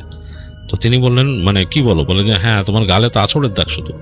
তো তিনি মানে গালে হাত দিয়ে তখনই জ্বলনি অনুভব করলেন। তো তিনি বললেন যে may I use your restroom? তো সে বললেন হ্যাঁ শিওর। সে রেস্টরুমে গেলেন, যে দেখলেন যে তার গালে বেশ গভীরভাবে আঁচড় কাটা। তো তিনি সেখান থেকে ওই দোকান থেকে তিনি সেই কি আর করবেন, ওখানকার হাইড্রোজেন পারঅক্সাইড নিয়ে তিনি ওই জায়গায় লাগায়। তো ওই ছেলেটা তার দিকে খুব অদ্ভুতভাবে তাকায় আছে। তো তিনি তাড়াতাড়ি ওখানে লাগায় তিনি ওখান থেকে আস্তে ধীরে বললেন যে আমি একটা ক্যাব কল করতে চাই। বলে তাদের যে বললো যে ছেলেটা বললো যে you have to use the pay phone, কারণ সেই ছেলেটা তাকে ইউজ করতে দিবে না তাদের ফোন। তো তিনি, কারণ তাকে সন্দেহজনক লাগতেছিল, আসলেই তিনি খুব সন্দেহজনক অবস্থায় ছিলেন। তো তিনি ওইখান থেকে পে ফোন থেকে ক্যাব কল করে তিনি চলে যান তার তারা যেই হোটেল থেকে আসছিলেন সেখানে। তো ওইখানে যে তিনি শোনেন যে তাকে নাকি খুব খুঁজছিল তাদের ট্যুরের লোকরা, এবং একটা পর্যায়ে তারা গিভ আপ করে, তারা মনে করে যে তিনি ওখান থেকে চলে আসছেন অ্যান্ড তিনি হয়তো চলে আসছেন। তো হোটেলে এসেও তাকে না পেয়ে তারা খুব টেন্স ছিলেন, তারা চিন্তা করছিলেন মিসিং হিসাবে তাকে রিপোর্ট করবেন, তারা পুলিশ স্টেশনে মিসিং হিসাবে রিপোর্ট করবেন, কারণ তিনি কিছুই জানান নাই, সেখানে কিছু না জানাই গেছেন। তো তিনি বললেন যে না, আমি আসলে ওখানে ঘুমায় গেছিলাম, আমি এরকমভাবে আমার এই ব্যাপার। তো তারা জিজ্ঞেস করলো যে তোমার এই যে গালে এরকম হয়েছে কেমনে? সে বলছে আই ডোন্ট নো, স্ট্রেঞ্জ, আমি ওখানে ঘুমাইছিলাম। এবং তিনি নির্দ্বিধাই তার সাথে যারা ছিল তাদেরকে বললেন তিনি যে ইচ্ছাকৃতভাবে হারাইছিলেন এটা বলেন নাই, বাট তিনি হারায় যাওয়ার পর তিনি ফিরে আসার আগে কি কি দেখছেন, কি কি এক্সপিরিয়েন্স করছেন এগুলো বললেন। সবাই খুব ভয় পেয়েছে, কারণ সবাই তো স্পুকি ট্যুরের জন্য সেখানে গেছিল। তো এর মধ্যে দিয়ে একজন বললো যে I wish I could have been with you. তো তিনি বললেন যে হ্যাঁ গেলে তো ভালোই হইতো, বাট এরকম কিছু কি একাধিক মানুষ থাকলে হয়তো কিনা আই ডোন্ট নো। যাই হোক, তিনি ওখান থেকে আসেন এবং এইটাই হচ্ছে ওই জায়গা সম্বন্ধে তার এক্সপিরিয়েন্স ম্যাথিউর চাচার। এবং তিনি এটা পরবর্তীতে ম্যাথিউরাও শুনছে, এবং তারা ব্যাপারটা তারা খুব অন্যভাবে দেখে যে আসলেই তাদের যেই প্লেসেসগুলো আছে যেগুলো আসলে হন্টেড, এবং টাইম আফটার টাইম যেখানে অনেক মানুষ থাকছে, যেরকম ঘটনা শোনা গেছে, সেসব জায়গায় যে আসলেই কিছু কিছু ব্যাপার ঘটে, এটা কিন্তু আসলে তারা বলছে যে হ্যাঁ তারা এটা বিশ্বাস করে। তো এই ছিল ম্যাথিউর কাকার ঘটনা, যেটা আমি যে ছদ্মনাম রিপন ওনার শেয়ার করলাম। আর আশা করি আপনাদের ভালো লেগেছে।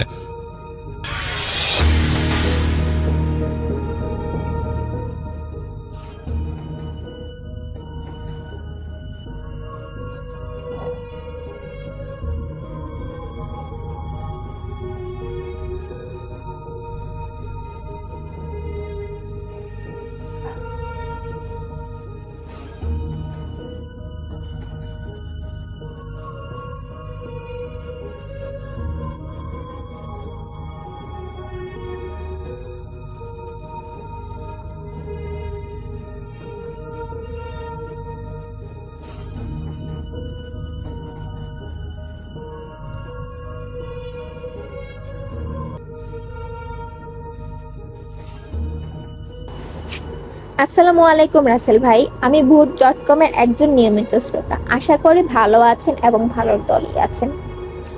আমি আজকে যে ঘটনাটি শেয়ার করব তা ঘটেছে আমার এক আত্মীয়র সাথে। তার নাম হচ্ছে আকরাম। আকরাম ভাইয়ের বাসা হচ্ছে পুরান ঢাকার লালবাগ এলাকায়। উনি একজন অত্যন্ত ভালো মানুষ, 5 ওয়াক্ত নামাজ পড়েন। উনি আমার সাথে ঘটনাটা শেয়ার করেছে প্রায় 2016 কি 17 সালে। তো প্রথম ঘটনা বলি, ওনার মায়ের মুখ থেকে ওনার এই কথাগুলো শোনা।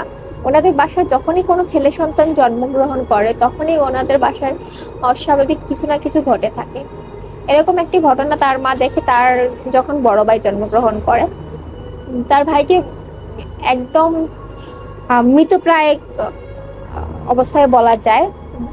জন্মের পর অনেক মানুষ বলতেছে যে হ্যাঁ মৃত বাচ্চা হয়েছে বা অন্য কিছু, কিন্তু আল্লাহর অশেষ রহমতে তার ভাই বেঁচে যায়। এরপর আর তাদের সাথে তেমন কোনো ঘটনা ঘটেনি। তারপর আকরাম ভাই যখন জন্মগ্রহণ করে তখনও নাকি তাদের সাথে এরকম সেম ঘটনা হয়। তো অনেক দিন পর যখন তারা ভাই বোন বড় হয়, তার ছোট বোন যখন গর্ভধারণ করে তাদের বাসায় থাকে, তখন দেখা যেত তার বোন মাঝে মাঝে ভয় পেত বা বলতো যে কেউ তাকে ফলো করে, বা ঘুমের মধ্যে সে দেখতে পায় কেউ তার নাম ধরে ডাকে, তাকে বিভিন্ন জিনিস খাওয়ার জন্য দেখায়। তো এরকম জিনিসগুলো আকরাম ভাই বুঝতে পারতো, সে আগে থেকে অনেক কিছু বুঝতে পারতো। তখন তার মার সাথে এই ঘটনাগুলো শেয়ার করার পর তার বোনের যেদিন প্রসব ব্যথা ওঠে, তখন আকরাম ভাইয়ের এবং তার ভাইয়ের জন্মগ্রহণের সময় যে এরকম সমস্যার সম্মুখীন হয়েছিল তার মা, ঠিক সেম ঘটনা তার বোনের সাথে ঘটে। তো এই থেকে তারা বুঝতে পারে যে যখনই তাদের বাসায় কোনো ছেলে সন্তান জন্মগ্রহণ করে তখনই তাদের সাথে এরকম অনেক কিছু ঘটনা ঘটে। তো গেল আজকের সেদিনের মতো এই ঘটনা। তারপর থেকে আকরাম ভাই বলতেছিল যে সে প্রায় নাকি অস্বাভাবিক কোনো কিছু ঘটার আগে বুঝতে পারে। আকরাম ভাই তখন উম, সদ্য লেখাপড়া শেষ করা বেকার একজন ছেলে। তার ছোট খালা তাদের বাসার পাশেই, তো হয়তো 2-3টা বিল্ডিং পরে একটা বাসা ভাড়া নিয়েছে। তো বেকার মানুষ, আহ, খালাতো ভাই ছিল 2টা, আকরাম ভাইয়ের সমবয়সী। রাতের বেলা সময় কাটানোর জন্য কিছুটা সময় সেখানে গিয়ে গল্প করতো। এমনই একদিন আকরাম ভাই ওই বাসায় ছিল। তার খালাতো ভাই বাথরুমে যাওয়ার জন্য উঠে গেল। বাথরুম থেকে বের হয়ে বাথরুমের পাশে ছিল রান্নাঘরে সে গিয়েছে পানি খাওয়ার জন্য। পানি খেতে খেতে হঠাৎ করে সে চিৎকার দিয়ে ওঠে। যখন তার চিৎকার শুনে আমরা যাই রান্নাঘরে, গিয়ে দেখি উনি সেন্সলেস অবস্থায় পড়ে আছে। এমন তো অবস্থায় ওনার মাথায় পানি ঢালা হয় এবং কিছুক্ষণ পর তার জ্ঞান ফিরে আসার পর আকরাম ভাই জিজ্ঞেস করে যে ওনার কি হয়েছে। তখন উনি বলে যে যখন উনি পানি খাচ্ছিলেন, জানালা দিয়ে নিচের দিকে তাকাতেই উনি দেখতে পায় যে একটি বড় কুকুর দাঁড়ানো। মানে স্বাভাবিক কুকুরগুলো যেরকম হয় ওই রকম না, বিশাল আকৃতির কুকুর, চোখগুলো লাল জলজল করছে এবং মনে হচ্ছে যে স্বাভাবিকের তুলনায় 3 গুণ বড় চোখ। আর পাশে একটি কালো অবয়ব ছিল। অবয়ব থাকলেও মনে হচ্ছিল যে খুবই রাগান্বিত অবস্থায় আকরাম ভাইয়ের কাজিনের দিকে তাকায় আছে। তো এরকম সিচুয়েশন উনি যখন দেখে, উনি সহ্য করতে না পেরে সেন্সলেস হয়ে যায়। এরপর আরো কিছু ছোট ছোট ঘটনা তাদের সাথে ওই বাসায় ঘটে, যে হঠাৎ করে লাইট অফ হয়ে যাওয়া, এক জায়গার জিনিস অন্য জায়গায় থাকা। এইসব জিনিসের কারণে আকরাম ভাই তার খালাকে বললো যে খালা, আপনারা বাসাটা চেঞ্জ করে ফেলেন। তো বাসাটা চেঞ্জ করে, হ্যাঁ, খালাও বললো যে হ্যাঁ ঠিক আছে, এই বাসায় আর বেশি দিন থাকা যাবে না, আমরা বাসাটা চেঞ্জ করে নিই, এই ভালো। এরপর ঘটনা হচ্ছে তাদের নতুন বাসায়। আর ওই বিল্ডিংটা ছিল আকরাম ভাইদের বাসার ঠিক অপোজিট। আকরাম ভাইরা অনেকদিন ধরে দেখতেছি যে এই বিল্ডিং এ কেউ থাকে না, 3 তলা একটা বাড়ি, মালিক থাকে অন্য একটা বাড়িতে, প্রায় ফাঁকাই থাকে এই বাড়িটি। তো আশেপাশে যখন বাসা পাওয়া যাচ্ছিল না, তখন আকরাম ভাই তার খালাকে বলল যে আচ্ছা ঠিক আছে, এই বাসাটা দেখতে পারো, আর যেহেতু আমাদেরও কাছে বাসাটা, আমাদের জন্য সুবিধা হবে আসা যাওয়া। এই কারণে খালা তখন রাজি হয় বাসা দেখতে যাওয়ার জন্য। বাসা দেখতে যায়, তাদেরও বাসাটা পছন্দ হয়, তারা নিচতলার ফ্ল্যাটে ওঠে। যেদিন এই বাসায় ওঠে সেদিন থেকেই শুরু হয় তাদের সাথে অনেক ঘটনা। যেমন বাইরের লাইট যখন মানুষ জ্বালিয়ে দিয়ে আসতো, সকালে উঠে গিয়ে দেখতো যে ওখানে লাইট নেই। এরপর রাতের বেলায় বিভিন্ন ভয়ঙ্কর শব্দ, তারপর হচ্ছে নুপুরের শব্দ, মনে হচ্ছে কেউ নুপুর পরে বাসায় হাঁটে। এরপর এরকম অস্বাভাবিক অনেক কিছু তাদের সাথে ঘটে। মানে তখন আকরাম ভাই বুঝতে পারতেছিল না যে কি হচ্ছে এইসব। তো উনি যখন এগুলো দেখতে পায় তখন ওনার খালাকে বলে যে খালা, আমাদের মনে হয় না এখানে থাকা আর সম্ভব, আমরা এখান থেকে চলে যাই, এটাই আমাদের জন্য ভালো। তখন কোনো একটা কারণে বাসা চেঞ্জ করা হচ্ছিল না। এরপর একদিন হঠাৎ একটা ঘটনা দেখতে পায়, তার খালা মাঝরাতে বাথরুমে যাওয়ার জন্য ওঠে। তো বাইরে কিছু একটা আওয়াজ হচ্ছিল। এটা শুনে উনি বাসার মেইন গেট খুলে দেখে যে বাইরে একটা ছাগল দাঁড়ানো। মানে এটা কোনোভাবেই সম্ভব নয় যে বাসার মেন গেটের ভিতরে ছাগল রাখা। আমি আগেই বলেছি, এই তিনতলা বিল্ডিং, অন্য কোনো ফ্ল্যাটে কেউ ছিল না, এই বাড়িতে ভাড়াটিয়া বলতে একমাত্র খালারাই ছিল। তো এরকম অবস্থা দেখে খালা অনেক ভয় পায়, কিন্তু বাসায় এরকম অস্বাভাবিক জিনিসপত্র হওয়ার কারণে খালা আর কাউকে জানায় না। সেদিনের মতো খালা নিজেই এই ঘটনা দেখে তারপর সকালবেলা আকরাম ভাইকে জানায়।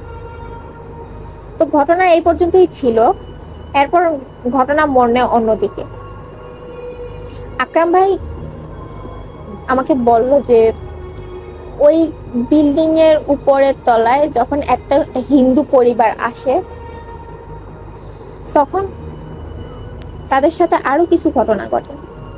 তো দেখা যায় যে রাতের বেলা বাথরুমের কল থেকে পানির বদলে অন্য কিছু করতেছে, বা লাল বর্ণের কিছু দেখা যাচ্ছে রক্তের মতো। আসলে তা না, যার সাথে ঘটনা হয় সে বলে যে এটা রক্ত, কিন্তু অন্য কোনো মানুষ গেলে বলে যে না, এটা সাধারণ পানি। এরকম অনেক ঘটনা দেখার পর খালারা আবার ওই বাসা থেকে চলে আসে। তো এই ছিল এই আকরাম ভাইয়ের কাহিনী।